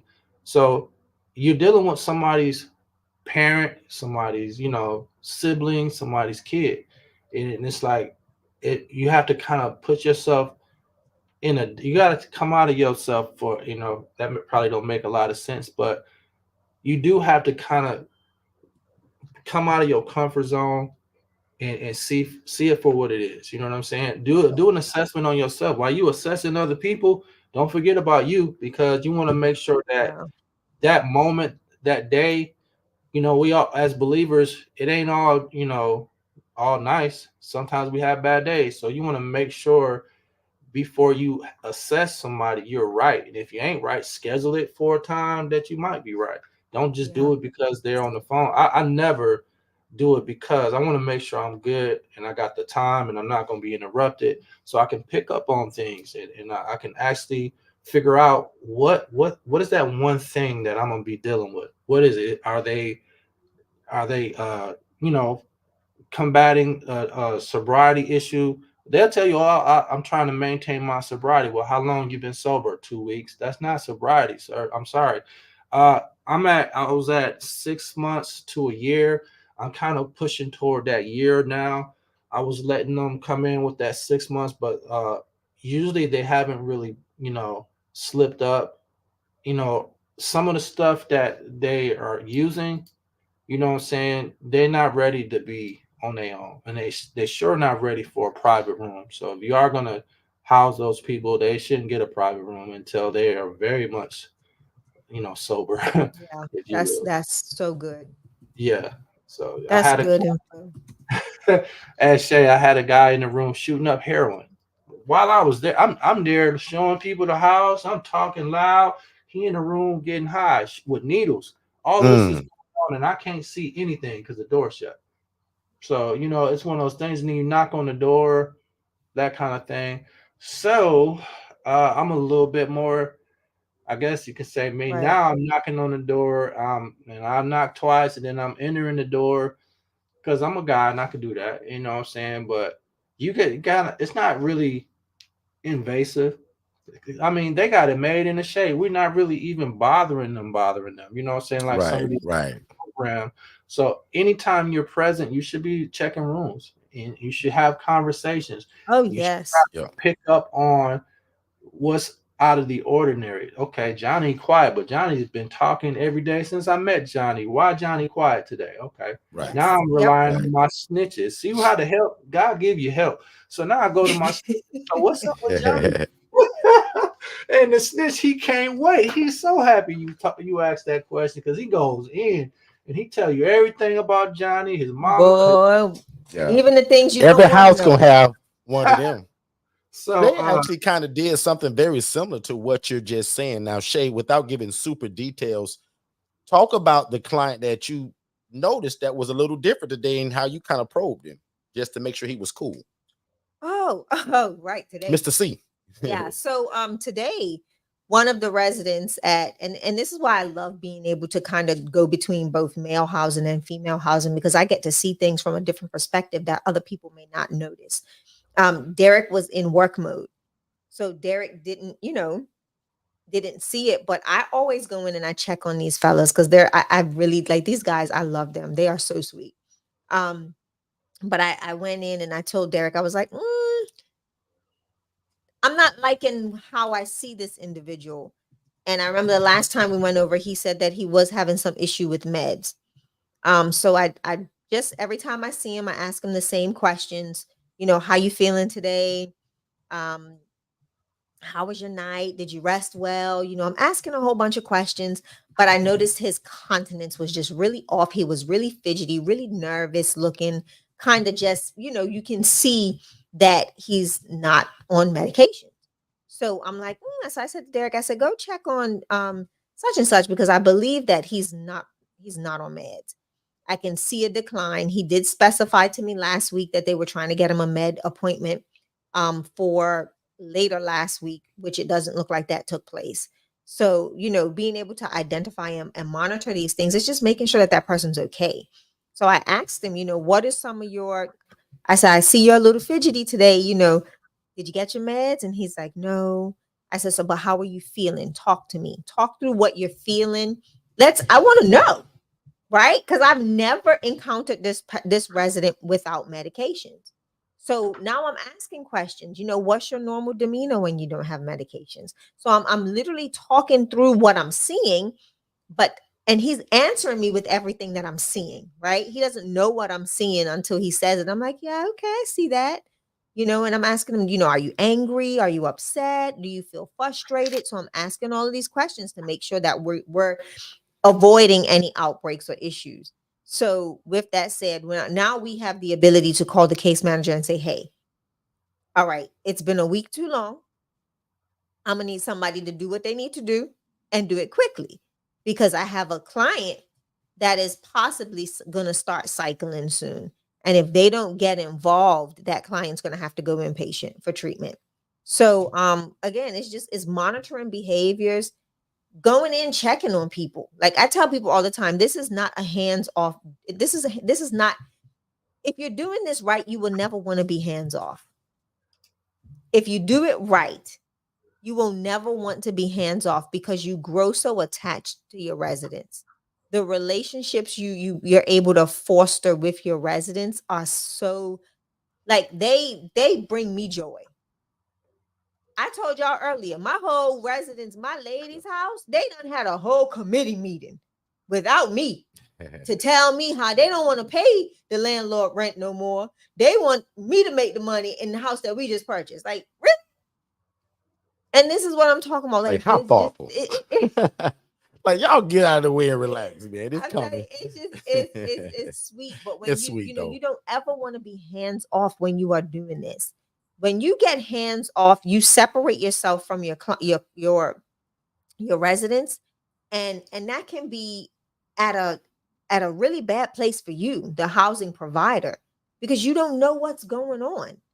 You're not paying attention to the pulse or the heartbeat of the house. Yeah. And you're steady, you know, getting calls and you're moving people in and you're moving people in. And then you see things going awry and you're wondering why. It's because you're not spending that time to see who's changed. You know, who's gotten so great on their medications and have worked their programs so much to the fact that you've now got to be cognizant of, oh, you know what? I can't bring this person in because this person has now made it to a different level, right? So now the whole house itself, the personalities and the interactions in the house have shifted. And instead of you knowing that and being around enough to see it, you bring in Billy Joe Bob from around the street, and in less than 15 minutes, your phone's ringing off the hook. And that was not it. So, like I tell people all the time, for me, Derek, being able to constantly go into a home, assess, question my residents, talk to them. I have fully loaded conversations. Yeah. Like, I'm like, oh, so you dating somebody now? That's what we doing. Oh, he ain't coming up in here though, right? You know, but you know, you're having those conversations because I want to know, who are you dating? Hey, you live under my roof, right? And I want to make sure, especially with women that have gone through traumatic experiences, it's like, okay, if this person because every man they see, they think that's their next boyfriend. So sometimes Shay got to teach them, hey, it's okay if you met Brad at Winn-Dixie, but he don't have to be your boyfriend tomorrow. Right. So again, it's that engagement. You want to be available. I'm not saying, like you said earlier, Dornico, I'm not saying be there to where things are just, you know, you're not taking care of home, you're not doing this, you're not doing things that you're supposed to, but you've got to be present enough to see what's going on in your houses and have a bird's eye view so that you know when people are moving and grooving funny or looking different, you can kind of assess the situation without having to rely on the snitch. Because the snitch gonna tell you anyway. You're gonna get the other pieces to help you put the whole puzzle together.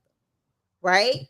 So again, it's just, for me, Derek, it's just really being able to, you know, being hands-on is honestly what makes this successful. Yeah. Because you build great relationships, you build the trust for your residents then begin to trust you. That's you big help right them, there, trust. Yeah, you help them navigate life. And now they don't just call their case manager if it's something that they feel that their case manager can't help them navigate through. They end up calling you. You know, they may call Dornico. Look at the phone call you got today, Derek. Yep. Like, prime example. You should share that. That one about the pay. Yes. Yeah. Share that. Absolutely. Because so this is a part of this conversation. And just keeping it real, right? So I got a long time client. A lot of you guys have heard me talk about his name. He's on a lot of our social media. But anyway, he noticed in himself that he had a little bit of a spending problem, right? And I'll just be honest, he didn't have his rent this month, right? And most times in terms of how I run my program, that would be unacceptable. But this guy, because of who he is and his standards in terms of how long he's been with me and his great track record, we're going to work with him. But he came up with the idea of, Derek, you know what? Because he's also an ex-military veteran.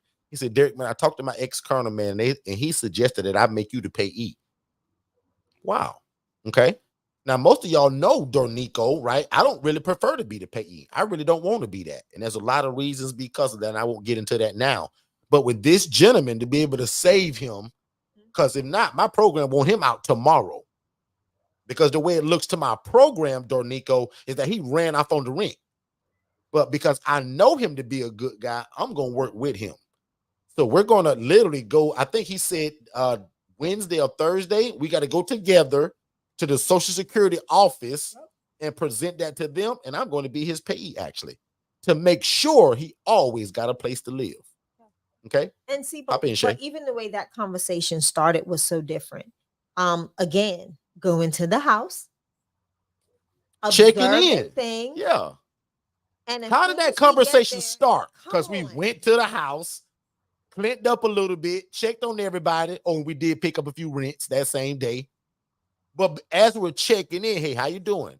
How's your mama? Are you breathing? How's your back feeling? Any broken bones? How's your mental health? How's your physical health? You feel good today? Well, Derek, you know what? There's a matter of fact, I'm glad you did ask. And then boom, here come that story. Dornico, you know this already. You know how this go, Dornico.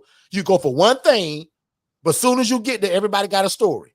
But this time, Rock got a story. But Because we're good people in what we do and because of his great track record. See, he's not on what my brother Otis would call razzle dazzle. Razzle dazzle means you ain't trying to pay rent. You intentionally messed up that money.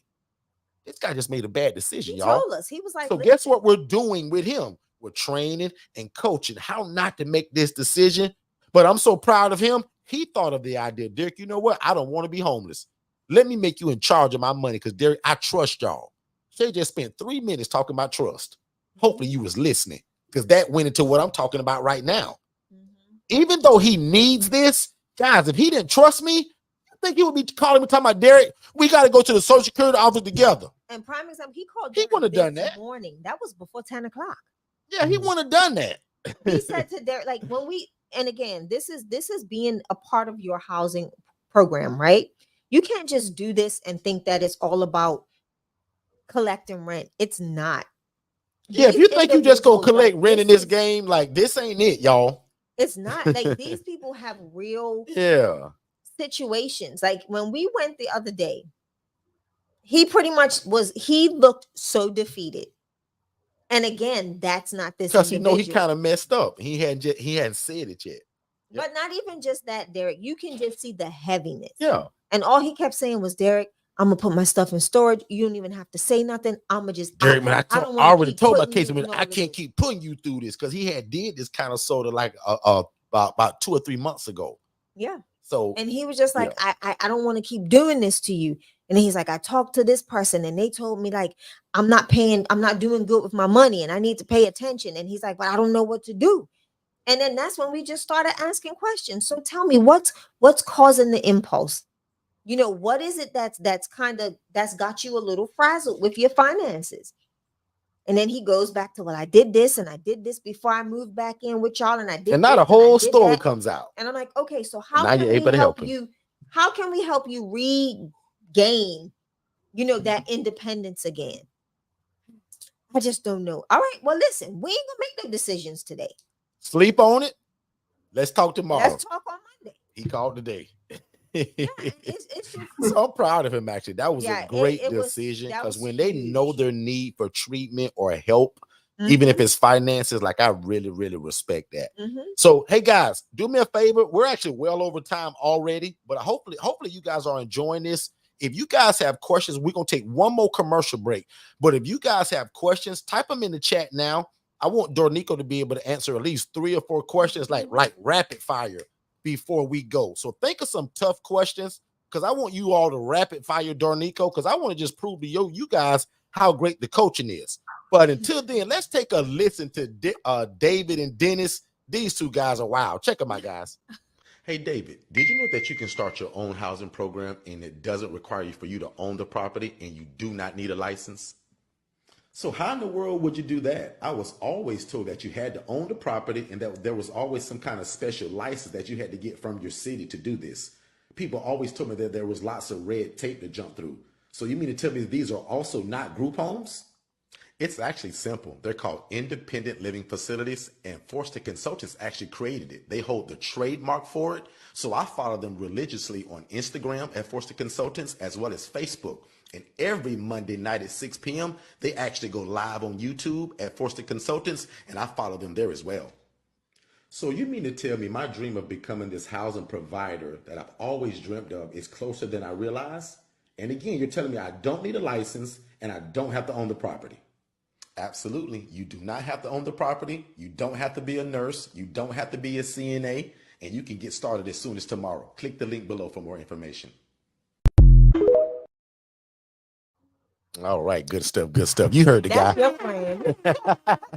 Talk to me, Dornico. That's your friend. I know Janine gonna tell me because if Janine don't like it, she gonna tell me. Katara will be nice to me and just say she like it. Katara, tell me what you think, Katara. I like that one. Tiffany, what you think, Tiffany? Talk to me. So that's Dennis and David. Dennis is kind of mature. He's a graduate from Forston Consultants University. Dennis has got a master's degree in independent living facilities. And David is just a knucklehead, y'all. He's an aspiring entrepreneur. He asks 1,000 questions and he's just trying to get it. So you guys will be seeing more of that. Let me know if you like it. If you hate it, let me know. But I want to answer this question for my guy, Jeff, if he's still here. and one other person asked it, then I'm gonna go to Dornica. Hopefully y'all got questions in the chat because I'm gonna let y'all fire hose him. But somebody said, what does it look like? Right. So again, this is not a 50-unit building, guys. Now, one day I hope to have one. But right now, this house that you see on the screen, that's the house that Shay just bought. That's the Angela Denise Foundation, where she's going to be taking anywhere from probably 8 to 10 women from homeless to hopeful. Okay. This is another picture. This would kind of started my whole program, y'all. This was in a cul-de-sac. I got one of them and I prayed. I said, God, it'd be nice to get all of these houses at one time. So at one time, guys, there were 8 of these in this cul-de-sac that we still oversee. Shay house is still in this cul-de-sac, and we still oversee some that is in this cul-de-sac. So again, guys, this is a 3-bed, 2-bath home. So notice how all of them are different. Now, Shay took this house right here, y'all, from a 4.2 to a 5.3. And I'm going to let her talk about that once I get to the last one. But watch this. I love to show this one because somebody going to say, well, Derek, that don't look too nice. Well, first of all, yes, it do, because if you saw the inside, you'd be amazed. Second of all, don't mind the trash outside. That was trash day. Third of all, notice the for sale sign in the window. Dornico, we talked this to somebody just like you, bro. He said, man, Derek, I'm getting ready to buy this mobile home. You think I can do it in there? As long as it's on its own land and it's not in a community, let's run it and let's talk about it. Some people get real bougie and get a real big one and a real nice one. We ain't gonna tell you who got that. Right? Bougie. This is, guys, it's so many bedrooms in this house, you can almost get lost. This house can hold anywhere up from 12 to 16 people.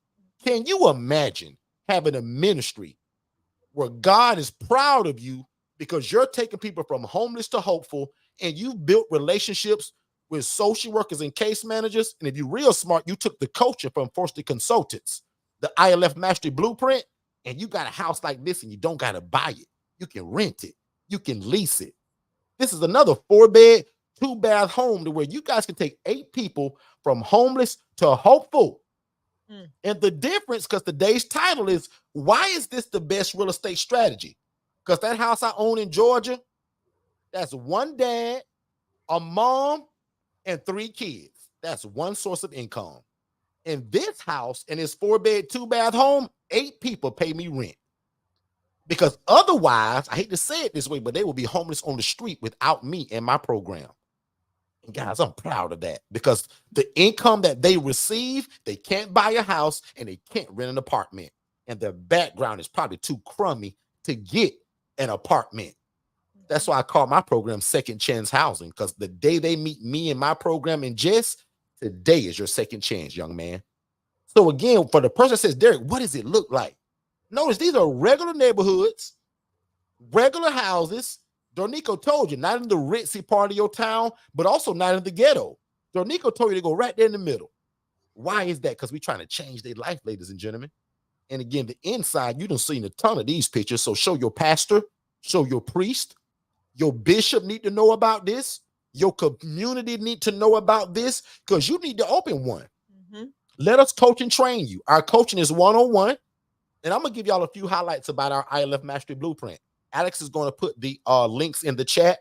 We also offer financing. My accountant, the business maven, she may be in here tonight. She's a part of that. If she is, she'll bring her up. But for a long time, guys, my accountant was never a part of this package. I never shared Lynette outside of me and Shay when it came to business.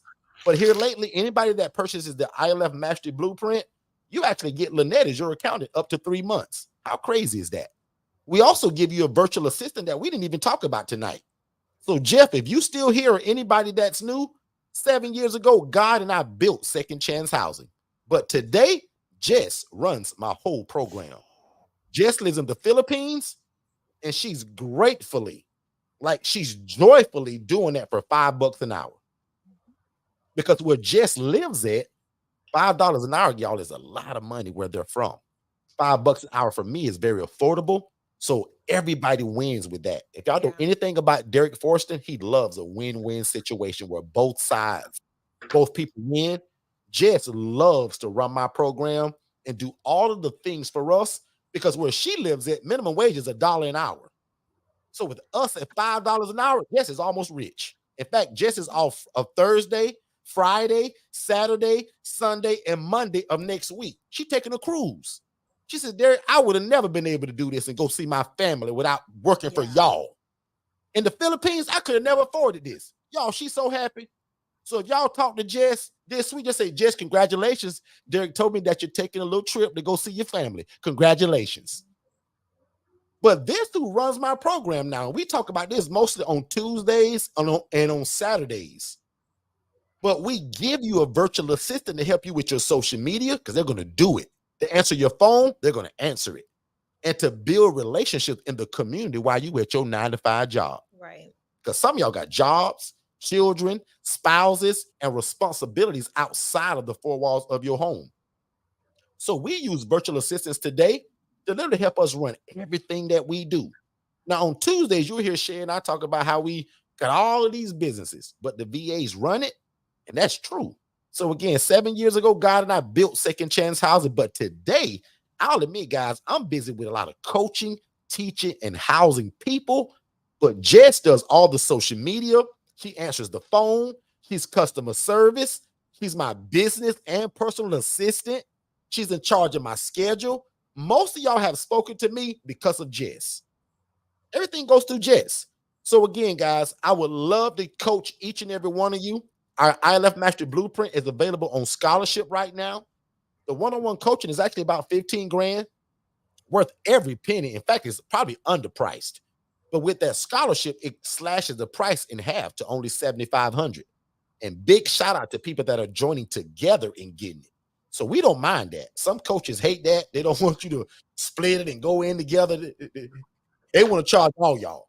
We don't mind that. So if you find a business partner, your brother, your sister, or you met them on YouTube, no problem.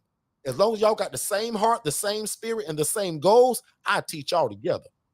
Don't even matter if you live in different cities or states. Okay? So that's the ILF Mastery Blueprint. My accountant is involved in that for up to 3 months. We give you a virtual assistant, and our business coaching now is involved inside of it. So that Digital Flow Solutions, that website, we're going to build your website for you. We're going to give you a virtual assistant. So guys, it's a business in a box. And then you got me as your personal coach in your back pocket. And we don't give you 45 videos and say, hey, well, we hope you make it. We don't do that. Our coaching is one-on-one. Okay? So we want to fire hose Darnico real quick. Boom. Do we got some questions, Shay? Boom. Let's go. So Jeff want to know from Darnico, do you have to be a nonprofit or LLC? And is there an eviction process? I want you and Shay to share that one. Stay off the nonprofit. Let Shay hit that one. Darnico, have fun with it. I chose LLC, a for-profit situation. That's what I could do easily, and because I wanted to get started right away. Also, I don't want to answer to anybody. I'll be straightforward. I really don't. And yeah, what's the point of this is my thinking. What's the point of being a boss and having to answer to a select number of people or anybody for that matter? All right. I'm a perspective though. And you know, that's that's how both of you gonna answer it because I love the perspective. No, I love this. Keep it going. That's how I was originally thinking. I just want to be honest, but yeah, with education comes your mind can open up to all of the different valuable things that comes with a nonprofit, which I'm pretty sure my sister is going to talk about. Anyway, it's one of those things though. You know that get in where you fit in. I got in where I fit in, and it was to be completely honest with myself and those that will be teaching and guiding me. Okay, being humble, I've mastered it because I just said, you know what, I'm gonna just be a clean blank slate, and I'm gonna let somebody do a Picasso with me so I can go and duplicate and duplicate and duplicate. You know, so that's pretty much what I did. I owed it to myself. Even now, I remain teachable. I'm not there yet. I still have so much to learn about this and other businesses, and God's going to place you in front of people and at tables where, you know, being honest will help. Yeah. I mean, so, and that's how I look at it. So, but at the same time, you know, I know how to do the for-profit, and I wanted to get started really fast. So I didn't know how to do nonprofit. I didn't even know where to begin. And that's most people. You know, my sister and brother, they're pastors. Their organization is a nonprofit. they spoke highly of that lane, but didn't have really the time to. I mean, I guess I failed to act in it, get that information, but it wasn't time, because right now, like with this, the timing was so important, because once I saw the information, I was Mhm. already moving in that direction. So, Right. sometimes the answers come to you while you're in movement, while you're moving That's towards. good. So don't stand there flat footed waiting on something to fall in your lap. I think you just need to walk towards those hands. I was at the church, and all the little babies, I love all the little babies at church, but they come and they move toward somebody with open arms, and they expect to be picked up, period. There's no doubt in their mind that somebody's gonna pick them up, right? There ain't no doubt in my mind that if I fall, I will be able to get picked up. I Mm. will be able to get I love myself that example. I love back. that. You know what I'm saying? Because we're afraid of falling, so nobody never takes action and nothing ever happens. And that Woo. whole 12 months go by real fast, right? And another year done happened and you did nothing.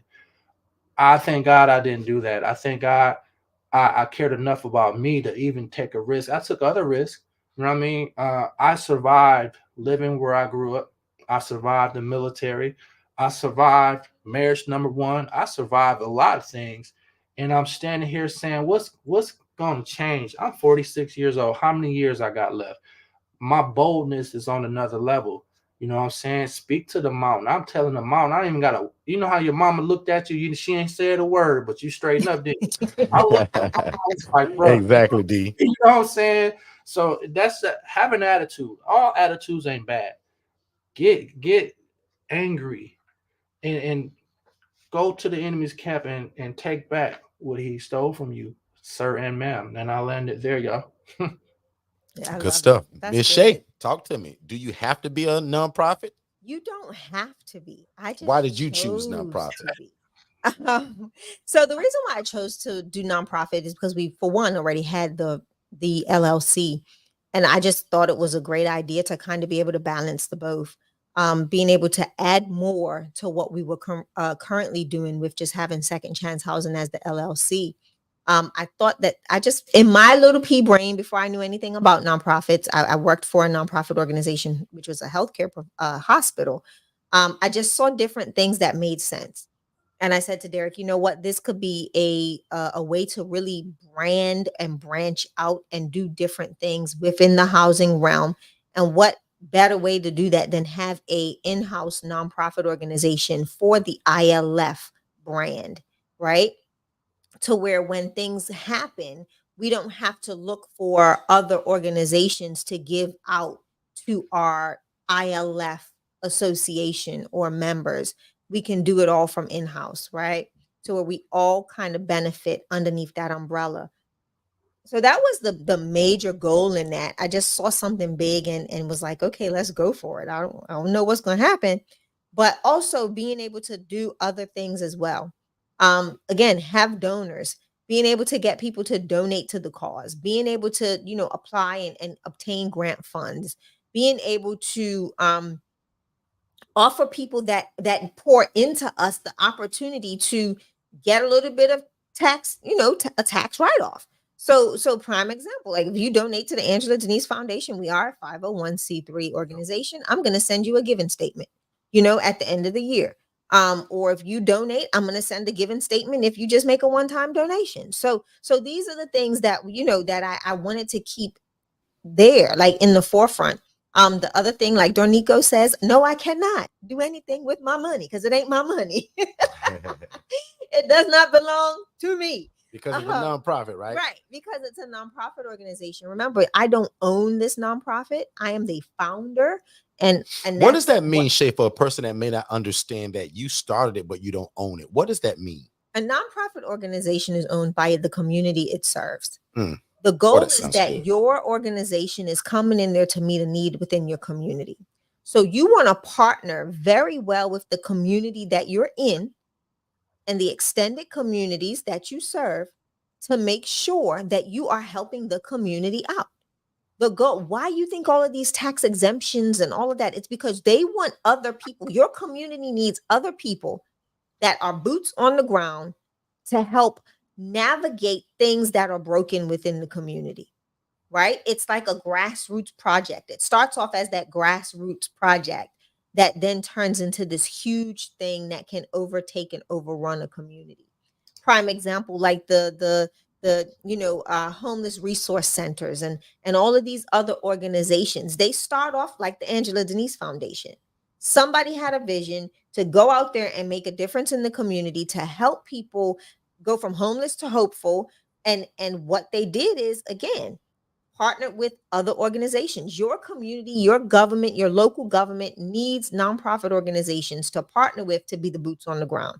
If we sit there and expect for the government to do everything, guess what's going up, baby? Taxes. So when you can literally have people that have a heart for the community and the people that we serve within the community be the hands and feet of that community, building those relationships with those your community officials, your community officers, that's what makes the difference, because now it's people or your organization taking the helm of the get out there and get it done. And it's not so much so coming from the government per se. There are some government grants, there's Fed grants, there's all these different grants. Yeah. But again, they have to be pouring them into the right places. And that's what made me do nonprofit, is because I wanted to be that place that can really make a change in the community, not only this community, but then branch out and hit Dayton, Ohio, and hit Racine, Wisconsin, and be able to be in Oklahoma, to be able to do the same thing in all of these different states. And really, we're making these moves now on this level, and you all are LLCs. But what happens when Dornico gets a call for this grant and they see that he's an LLC? He can say, "Oh, let me partner. Hey, sis, we need a branch of the Angela Denise Foundation in Dayton. Okay, let's do it. Bet." What happens then when Janine gets a call from her city commissioner that says, "Hey, Janine, love what you guys are doing, and I need but do you have a nonprofit organization? Why rebuild it? Let's now get you an office or a headquarters of the Angela Denise Foundation in California." So the goal is to build something bigger than you. And that's what really, when I tell Lynette all the time, God gives me some big old grandiose dreams. And I'm like, Lord, how do you expect me to make this thing work? And he's like, just put, like Dornico said, walk with your arms outstretched. Yeah. Walk with your arms outstretched. I love that example too, by the way. I love that. And that's literally, and expect to be picked it up. Don't forget that part. Expect to be picked up. Yeah. I love that. If you've ever imagined of starting your own housing program, there is no reason that after we're done here tonight that you shouldn't go to forstonconsultants.com/webinars and watch the webinar, guys, because a lot of you have wanted to start a group home or traditional assisted living facility, but that stuff takes license. It takes a lot of time to open. There's a lot of red tape to jump through. You have to ask for permission. We teach you guys how to open an ILF, an independent living facility, where you can house the homeless, displaced adults, or anybody that has a guaranteed income, and it doesn't require a license, and you don't have to own the property. Make sure you watch that free webinar at forstonconsultants.com/webinars, and then set up a free strategy call so that me and my team can get you started. Let's get back to the show. Shay, can you talk about the eviction process? A lot of people think because of what we do, there's a difference in it, or is it, Shay? Talk about it. There really isn't. Being honest, the greatest thing about what we've done, we worked with lawyers for a long time on our documentation, so that we can truly streamline that process. What does it look like? How do you go through it? Same thing. Every lawyer we spoke to said the same thing. Listen, guys, you're still housing people, because you're doing this in the manner in which you're doing it, you will need to go through the eviction process. So it's pretty much the same. We tell everybody be about your business. Make sure you keep good files. Hello, Dornico. Tell them, Dornico, make sure you keep good files. There's things that I implement from the nonprofit standpoint that goes a little bit more in depth that I'll discuss with the IMB members. But same process. Okay. So no Same. difference even as an LLC or a Nope. nonprofit. Same process. Okay. Dornico, question for you, big bro. Have you ever had to evict somebody? And if so, kind of like not super detailed, but like how did it go? And why did you do it? Well, I initiated. So number one, when you're dealing with ladies and you're our man, of course, it could be sketchy at times. So, everything was fine until I began asking for rent money. Then, I mean, she was a newer lady. Haven't even had conversations with her. I don't think she was aware of the rapport we had with the other ladies. You know what I'm saying? I have a lady there that's been with me 2.5 years. So, that happened, but she began to say things, and so you're protected by these cameras. And every time I'm in that lady's house engaging, I'm always in front of a camera. Period. I'm never in a blind spot. I do that even with the ones Very that think important. Very important as a male. So if you're listening and you're a male, he just dropped the gym. So be accountable. Make sure you cover yourself, because in this population of people, there's mental health issues here or there. There's some people that's abused and has been sex trafficked and all this other stuff. If you do your due diligence, you'll know their background. You'll know the story. You'll have case management telling you the warnings and all of this stuff. When she's off her meds, she's this way. So you got to look out for all that. But anyways, so I played it the long game. All right. The paperwork is what it is. The law enforcement here sees that 30-day probationary period, and he just looks at the dates. Oh, he ain't been here 30 days. I'm gonna get him out for you. Don't worry about it. That's great. Not everybody does that. You got to build. So one of the first like things, a relationship. I'm about to say. Yeah. So they told me to build relationship because law enforcement needs to know your program. So they don't send Joe Blow. You want them to send the people that are trained in mental health to your Say it island. again. Say wait. Say it one more time. He's dropping gems that people won't even realize. That's why I said I'm just gonna let him drop these gems. Just say it. So I don't call 911. Great coaching right now, guys. I don't call Coach Nico. When I have a problem, I don't call 911. I'll call a non-emergency number. I'm looking for Suzanne, the officer that I know and I done brought coffee and donuts to. I expect her to answer. That you brought what? I'm looking for her because I know her and she knows the program already. Donut game. He got that donut game down. So when I get her, she already knows to get that unit, that specific unit that is trained in mental health, and she sends them out. They are the most patient people I've ever come across. They don't yell, they don't scream, they de-escalate the situation. They don't add to it, right? The one thing you don't want to do is cause somebody to lose their life or be hurt because of a situation. So it's sad that we have to say that, but sometimes calling 911 creates a bigger problem than you originally have. Anyways, so I go down to the court, even though I'm giving them their little notice to leave. I serve them the notice because step number one, you as a landlord must give them a notice. So I give them the notice. Then you got to wait 3 days, right? On the 4th day, then you can come up and get the ball rolling. So those 3 days, usually they out of there. And that's exactly what happened. So within those 3 days, things got better. She was gone. No big deal. They know when it's time to leave, and they know when you are really not playing with them. So I have a quick question. So did you ever make it through the full process? Absolutely not. I've never been through the full process. Exactly. Yeah. I think how you talk to somebody makes the difference. If you want to belittle somebody because you're the big bad landlord, let's see if you make it to next year.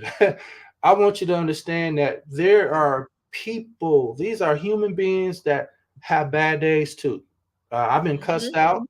I chalk it up as, you got to have thick skin, right? The next day when they're happy and they're talking, I say, hey, let me holler at you real quick. what was that last week when you cussed me out because I came knocking on the door? And I'm so sorry. They'll apologize, and It's I've like never. checking them a little bit. Mhm. Yeah, and they apologize, and you know, and then, oh man, I expected you to throw me out of here. That was so stupid of me. No, why would I do that? You had a bad day. We create safe spaces for them to have their episodes. They Mhm. get to have their episode within a safe space. As long as they ain't hurt nobody, my little Yeah. ego can get bruised here or there. That's okay. Yeah, You know. exactly. Yeah. Yeah. Being the bigger person. I love it. Shay, there's a question from Miss Joanne that wants to know, and usually I'll admit we don't do a lot of this, but here lately, but Joanne is Listen. saying, how do you guys collect rent when it's a cash payment? You better be at the front door. She waiting. followed that by saying, because this is my first one, and I'm not trying to chase no one. Well, So I'm gonna let you and Dornico handle that. You go first. how bad do you want your money? Right? No. But no, real talk. Dornico, don't laugh. I'm working on a little bit of sleep. But no, seriously, when it comes to getting cash payments, I try to make that first thing in the morning. You set the precedent of what you want done and how you want it made available to you. Don't wait till the end of the day. That's all I'm gonna say. First gym. That's a gym. That is Go all. into that. You might as well. I'm gonna Shay, say. we already over it and we're late. So go into why is that important, because that is such a gem. I don't want people to miss it because Dornico's clapping. So that's the gem. If you wait to the end of the day, sis, you ain't gonna have a dime. Or it's gonna be chopped off of. You know, somebody done got 20 over here. They went to the store and grabbed something from over there. So you might be 100 short, you might be 80 short, you may be 200, 300. No, but again, like you just need to find that out on assessment. How would you be making your monthly rental payments? Find out from them, you know, well, this is our rule. Is it the first or the third? Right. What day do you receive your payment on? And then you kind of specify, well, this is our rules, our regulations, our program. We will be here promptly at 7 o'clock. No, I'm just joking. At 9 a.m. to pick up the Sometimes it's payment. that early. Yes. Yeah, sometimes you got to do a little 7 o'clock run through. But again, you've got to make it known, right? Don't make it to where they're guessing when you're coming and how long it's going to take you to get there, and Establish you have it established, and that way, if they ain't in place, guess what? You already know. As Dornico would say, they trying to yabba dabba do. Razzle dazzle and all Right? that. They trying to yabba dabba do. So like Shay said, out of there. establish what time you're coming and what is your expectation. Because for And make me, it Joanne, consistent. like all jokes aside, not being funny, I typically, when things are going great, I don't bother my clients for 30 days, 31 days. But on the first of the month, I want you up at 7 o'clock and already been to the ATM and back. Because I got a lot of stuff to do today and I don't got time to play today. And I never bother you. I never wake you up. I don't come banging on your door. But on the first of the month, I just want to come get my rent because I got other stuff to do. Yeah. And that's why I also admit, thank God for Shay, because if not, I would have still been like Otis. I'd have been picking my money up manually. Shay has our whole program just about digitized. We got two people, I think. One now. Is it just A, Miss A? It's just Miss A is the only person, for some reason, her bank card don't work in our payment processor. So literally, thank God for us, there's a 7-Eleven right across the street from this house. But watch this. Joanne, when we picked up rent the other day, she says, Derek, I sprained my ankle. I can't get out of bed. I don't know how I'm going to pay rent. I said, well, first of all, I'll be there in an hour.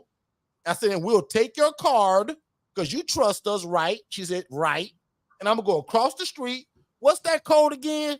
What's that PIN number again? We'll bring you your receipt with us. I'll bring you a receipt, your card, and everything. She was grateful. She said, thank y'all so much. Can you take an extra $20 out of there so I can get some? Yeah, bring me $20. No problem. No problem. So, Miss Joanne, back to the original question. Yeah, you just got to pick it up. Otis, God bless his soul. My brother, to the day he passed away, picked up all his rent money by hand. But today, Keosha, my sister-in-law, everybody's digitized now. Thanks to Shay. I was like, so we went to Tallahassee and flipped my brother whole program upside down. I got He's probably laughing about it because we told Otis for years, bro, why you keep picking up this money? I told Yeah, him by Shay hook or told by me. crook. Yeah, Shay told me. It took for my brother to pass away, for Kiosha and I and Shay to take over his program, and now he's completely digitized. Otis, I got you. We got you, bro. I got you. He's still taking care of my big brother. That's what's up. Dornico, Got talk to me, man. What is your I'm not. experience picking up cash payments, D? So I'm not completely digitized, and it works for me because I need a little cash on hand, and it works because I'm picking up Yeah. stuff here and there. Plus, I like how it feel in my hands. You see what I'm saying? But anyway, but I was like that. here's what I did. I'm gonna try to break this up really, really fast. I got a lockbox, like a mailbox, right? The top opens up, there's a little slit, but there's a key. I open it up and pick up payments. So I put that on the wall, and I got a camera pointed directly at it, right? I got a sign on there that says, "Do not tamper with this box," because you pretty much had to deal with the program. But so those that make those payments, if I can't get there, they can make that payment to the box, right? Same as you paying That's me. smart, And where is this box bro. at again? That is You so go to smart. Lowe's for it's like $15 at Lowe's. No. Where did you put it in the house? In the house, so I have an information wall. You see where the Wi-Fi is. You get all of my communications Right. Yeah, we on got that wall, that. and there's that box. So we did that. That works. That My skin itching a little bit about that. We gonna have to talk about that a little bit. Well, I don't know. Well, here's the thing. I implemented that after knowing the cast members of this house and their stability, and knowing that it's these same people, and some of them been there over 2.5 years. Okay. Yeah. So with Joe Blow, I probably wouldn't do that. I don't know, D. I'm starting to itch a little bit behind that comment, So but I got you now. Out of the 3 houses, it's only at that one particular house. I don't have it everywhere. But secondly, you know what I'm saying? So my thing is this: I usually take them to the pantries. So I orchestrate the pantry run the same time I'm picking up. So I know they're hungry, and I know they need food, and they ain't missing this pantry run. So they get 2 pantries and they load them up. So I get there, they happy to pay me because they're trying to call shotgun who gonna ride in the front. You know what I'm saying? So that's what I do. I mean, Joanne called it box man. She said, "Come on, box man." When you're hungry, you kind of think different. And here's the thing: we don't provide transportation, but if I'm there and I can do this, I do it. You know what I'm saying? And it's like these pantries. That's my time to run flyers to these pantries. That's my time to kind of rub elbows with whoever's working there, because I need somebody on the inside. Every place that I go to, I got 1 or 2 people on the inside that are faithful. They love what we do, and they want to be of help. How are they helping? They make sure my people get a lot of stuff. They come low, you know what I'm saying? And they have yet to spend their own money on food because the pantry gives them so much. I was a corrections officer in the prison, and I learned what break was. These jokers are putting their commissary together and making all. I'm sitting there like, don't make that. I mean, they're excited. Calling the jail food, right? But you know what I'm saying. So you told me. I always say this. Derek said, "Oh man, you always gonna be having money. You always gonna pick up money." I'm like, yep. At the time, I wasn't seeing no money, y'all. I was just like, So one day, D, he's like, I hear you, Derek. It's coming a lot, and we don't really talk about money like that, but the money does come. Now you got to sit and be accountable and responsible with the money. Now you got to be a good steward with the money. Now you got to make sure, okay, this money coming in a whole lot of fast, not a little bit of fast, but what are you gonna do? You got to manage it well. You know what I'm saying? And the thing about it is, I'm able to do so much, including my $800 and some car note that I had to get. There's so many other things that I can do, you know what I mean, with the money. But I've implemented CPA to my situation. I don't know. Yeah, I mean, it's like I'm getting to know her. See how that worked. I don't have Lynette's expertise just yet. Maybe she'll grace me with some shameless plug. Anyways, I'm just more so thinking of my accountability, being accountable for what I do and what I don't do. When I mess up, hey, just shake it off and keep moving and try your best to be better. So back to picking up money. I'm like Otis. It's just something I like to do because I love to interact with the residents. Is it Yeah. better for business to digitize? Absolutely. So I kind of find myself in the middle. I've kind of transitioned over halfway, and I got the few that still like cash, and it's okay. But what I did do, y'all, I got all those cards. I took pictures of their cards, and I got all of their numbers, and I can take their payment anytime I want to. Mhm. Yep. Good stuff. Shay, can't wrap it up any better than that, man. Ladies and gentlemen, man, thank y'all so much. I'm gonna let Shay readdress y'all, but I just want to just again extend my heartfelt thank you. You guys have been hanging out with us for over 2 hours now. We appreciate that. We understand that on these internet streets, you guys have a lot of choices, but we are excited that y'all chose to do this with us. So, Jeff, all of my new people that joined us, thank y'all so much. And again, if you haven't text that word new right to 407-326-0086, don't forget your free gift. We want you to leave this room with the free gift. And I want you to also feel like you gained something from us today, right? So if you're new to us, my older people, if you do it, great. But my newer people, if you've learned something or if we've opened your eyes to something that you didn't know about, can you either put a thumbs up in the chat or a number 3? Again, if you're new to us or if you're old and you just appreciate it, put a thumbs up or a number 3 in the chat. If you learned something new, if we turned you on to something, if we've kind of opened your eyes to something, or you didn't know that you could run something like this without having a license, just do us a favor, put a number 3 in the chat or a thumbs up, and I'm going to give it back over to my beautiful wife, Shay, who owns, or excuse me, who operates. She don't own it. I keep learning that. They don't own the Angela Denise Foundation, but she's the operator of it. So Shay, bless the people with any kind of outro that you have, any kind of things that you want people to know about that's either coming, that you have out, any new music, anything. Shay, just bless the people real quick. First and foremost, I'm gonna approach this message that Dornico Just saw it. Let's go for 4 hours. For all of y'all newer people, y'all don't know it, but we used to go for 3 and 4 and sometimes 5 hours, guys, in these rooms, just chopping it up, learning and growing together. And that's what he means. So, Dornico, give us a little credit. Nope, Dornico just preached his whole sermon. It's been 2 hours and 19 minutes. He can't in a 90-minute room. Dornico, do you hear me? He cannot be about ILF streets all night. Okay, it's been a long day too. So I hope that we help some people. Hey, we done got soft now, y'all. Good stuff. Spoiled. Jeff asked the easy question. I could just go ahead and hit that one real quick. Are there many refrigerators in each room? No, Jeff. But Jeff, in some of our private rooms, we're doing that and thinking of doing that to all of the private rooms now. And again, like I could just give a small gem and we'll keep it moving. But some people do the mini fridge and they'll do a one-time charge, meaning maybe that's an extra $40 a month, or some people actually rent it to where they never own it. So that's another way. But again, to make a long story short, yes, in the private or the semi-private suite rooms, we are thinking about going to the mini fridges. Correct. No microwave, because that could just stay in the kitchen. But the mini fridge is what a lot of people are asking for, and we don't mind it. We don't see nothing wrong with it. The only way that we'll stop it if that person's a pig or a slob or very messy, the way it's going to attract roaches. There you go. Yep. And that's something like they have I make them log them. So when they do, I keep a log on everybody's fridge, and they've got to identify when they last cleaned it. Another gem. Yep. I make them log it. That's so smart. That way we know that it's being cleaned. And when I go in the room to do a room check, I'm checking the fridge too.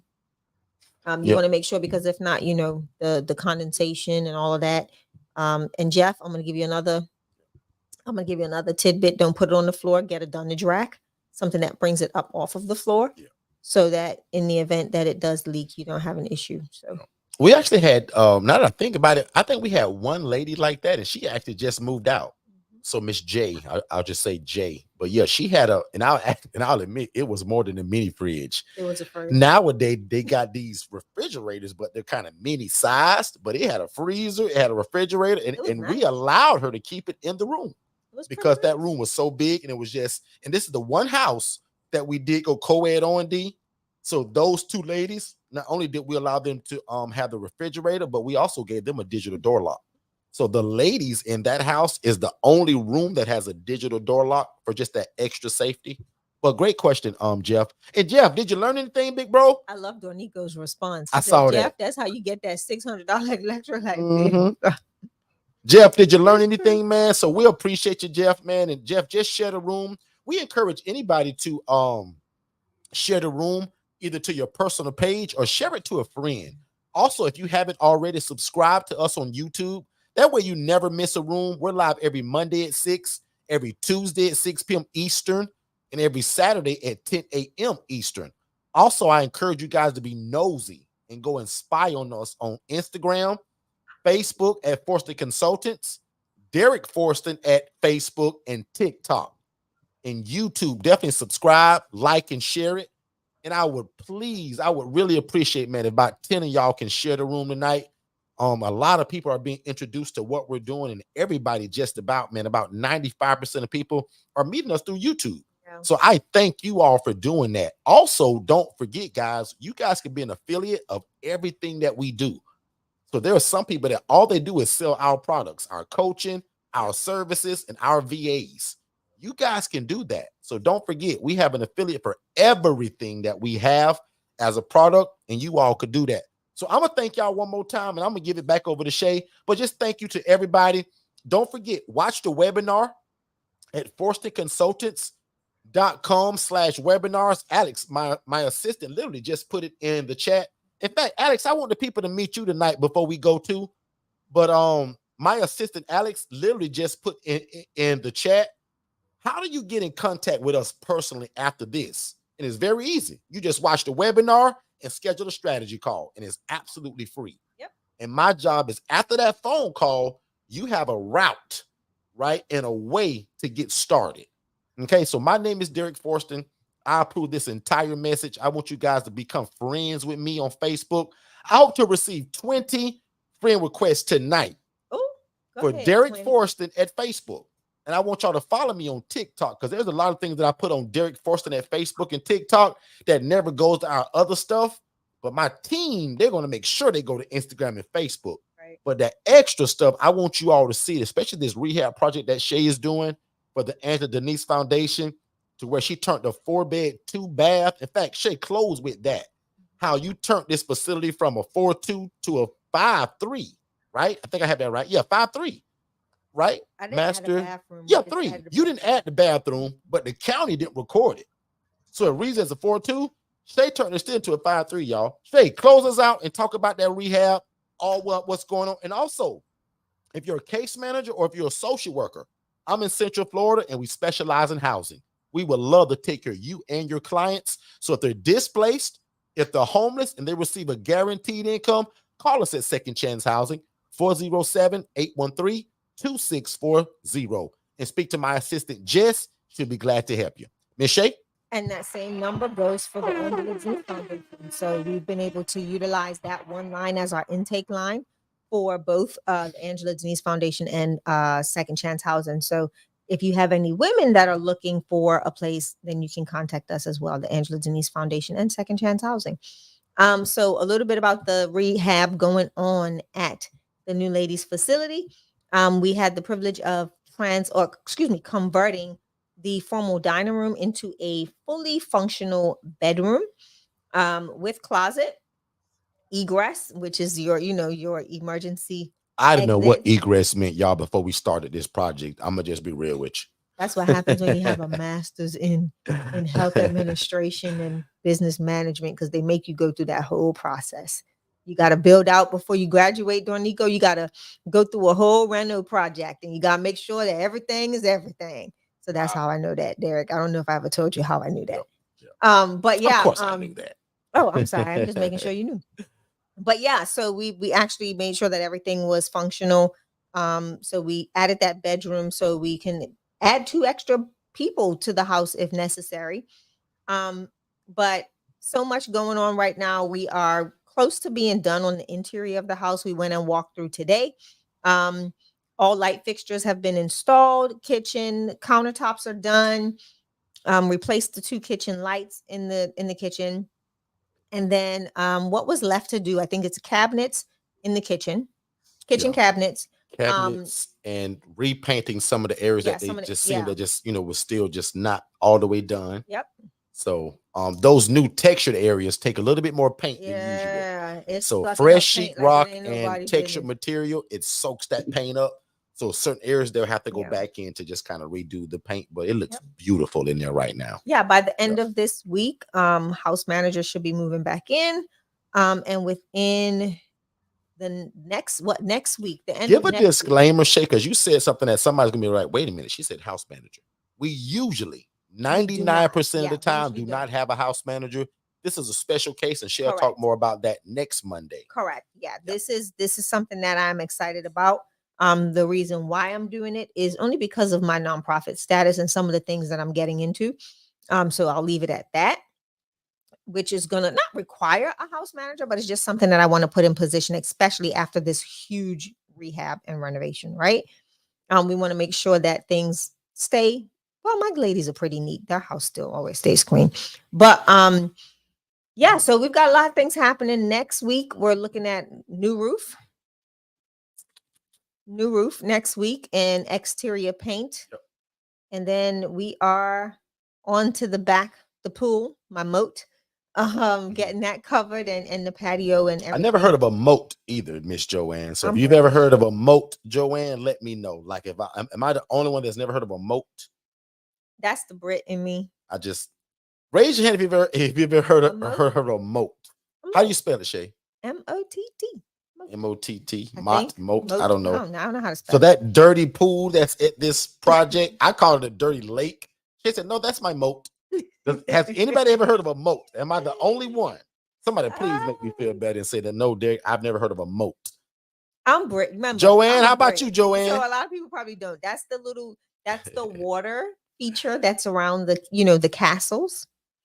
Is it usually dirty? It's nasty? It's a little gross, yeah, Okay. because it's to Janine prevent. said, nope. Me either, Janine. I was like, that's a dirty lake. Look like to me like an infested lake with an alligator in it. Anywho, She said, that's a moat. we're gonna do some work on getting that figured out and covered up and get the backyard ready and like I said, so preparing for open house, and you all are invited, cordially invited.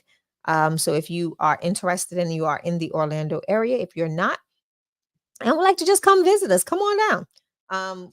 Text new to the what's the number again, Alex? 407-326-0086. I memorized it now. And then just even put in that message after you respond new, interested in open house, and let us know, and that way we can keep you informed on the information and the dates that we have available for the open house. Absolutely. And to the lady that asked about how do you get the properties, we actually put that in the ebook. So Purpose to Profit, or The Pursuit of Purpose and Profit is an ebook that's literally solely just telling you how to get the property, what to say, what not to say, and who to talk to, and even how to dress, even what tone of voice to speak in. This book is very strategic. It also comes with the role play. So if you've never met my brother, God rest his soul, this is one of the last things that we did together, is actually did the role play of talking to a case manager, a social worker, and a homeowner. So if you want to know what to say to a homeowner, what to dress like, what not to say, and who to speak to in what order, you want to get this bundle, right? It's an ebook and it's a recording all in one, literally a video recording. So not just verbal, but you're going to see us role playing it out so that you understand what to say, who to say it to, and probably most important, what not to say. Yeah, that's very. Hey, what's going on, family? Have you ever imagined starting your own housing program? That's probably why you're here. And if you're looking for one-on-one coaching, like you're kind of getting right now, but in a more of a one-on-one setting, just you and I, that's our ILF Mastery Blueprint. There's a number that they're scrolling below on this screen right now. If you text the word scholarship to that phone number, my team is going to get you some information. So first of all, I'm going to say congratulations and thank you for moving at the speed of instruction. We look forward to working with you. And again, this is only for people that desire our one-on-one coaching, which is designed to watch you succeed from going from a zero to a hero when it comes to information and knowing how to implement this independent living facility model without any mistakes. That's most important. So again, our ILF Mastery Blueprint, guys, there's a scholarship that's available for it that'll slice the price in half, which is also a no-brainer. So again, if you've ever desired to start your own housing program, but you thought you needed a license, you don't. You thought you had to be a nurse, you don't. You thought you had to own the property, you don't. Consider our ILF Mastery Blueprint, where we are going to take you to success and let God use you in your community, housing the homeless and the displaced. Let's get back to the show. All right, Miss Shay, close us out. Wait a minute. Is Mom Forston here still?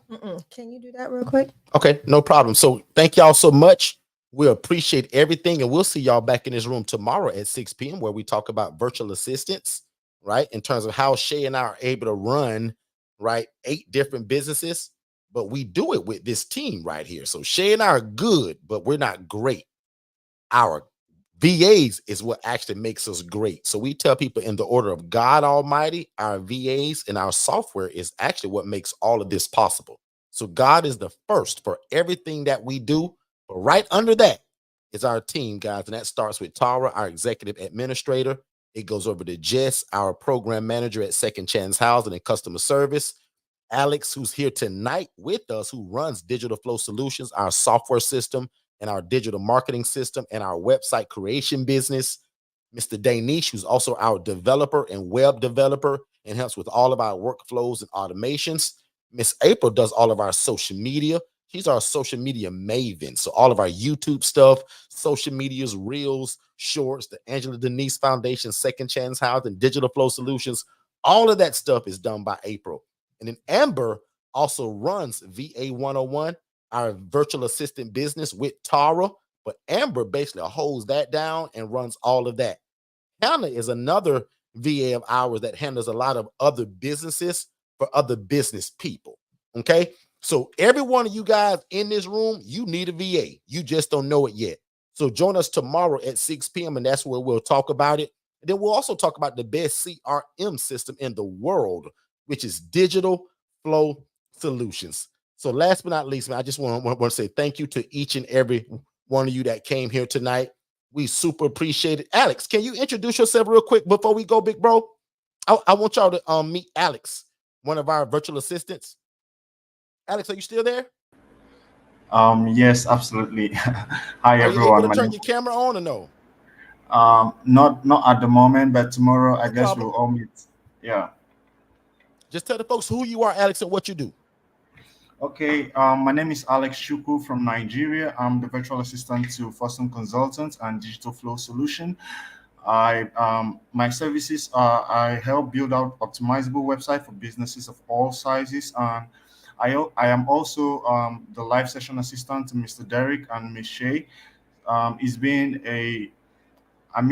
a great working relationship with them, and yeah, I keep learning and I keep growing and contributing my quota to everything they have going on. So it's always great to be here to listen in and to share, and also to chime in through the chat, and also respond to every inquiry y'all have. So yeah, thank you very much, and see you all tomorrow. All right. Thank you so much, Alex. We appreciate that. So if you guys need anything from us or Alex or any additional information, you guys can feel free to text 407-326-0086. Alex, if you'll go ahead and put that into the chat. Alex monitors this text message thread, guys, all day long, right?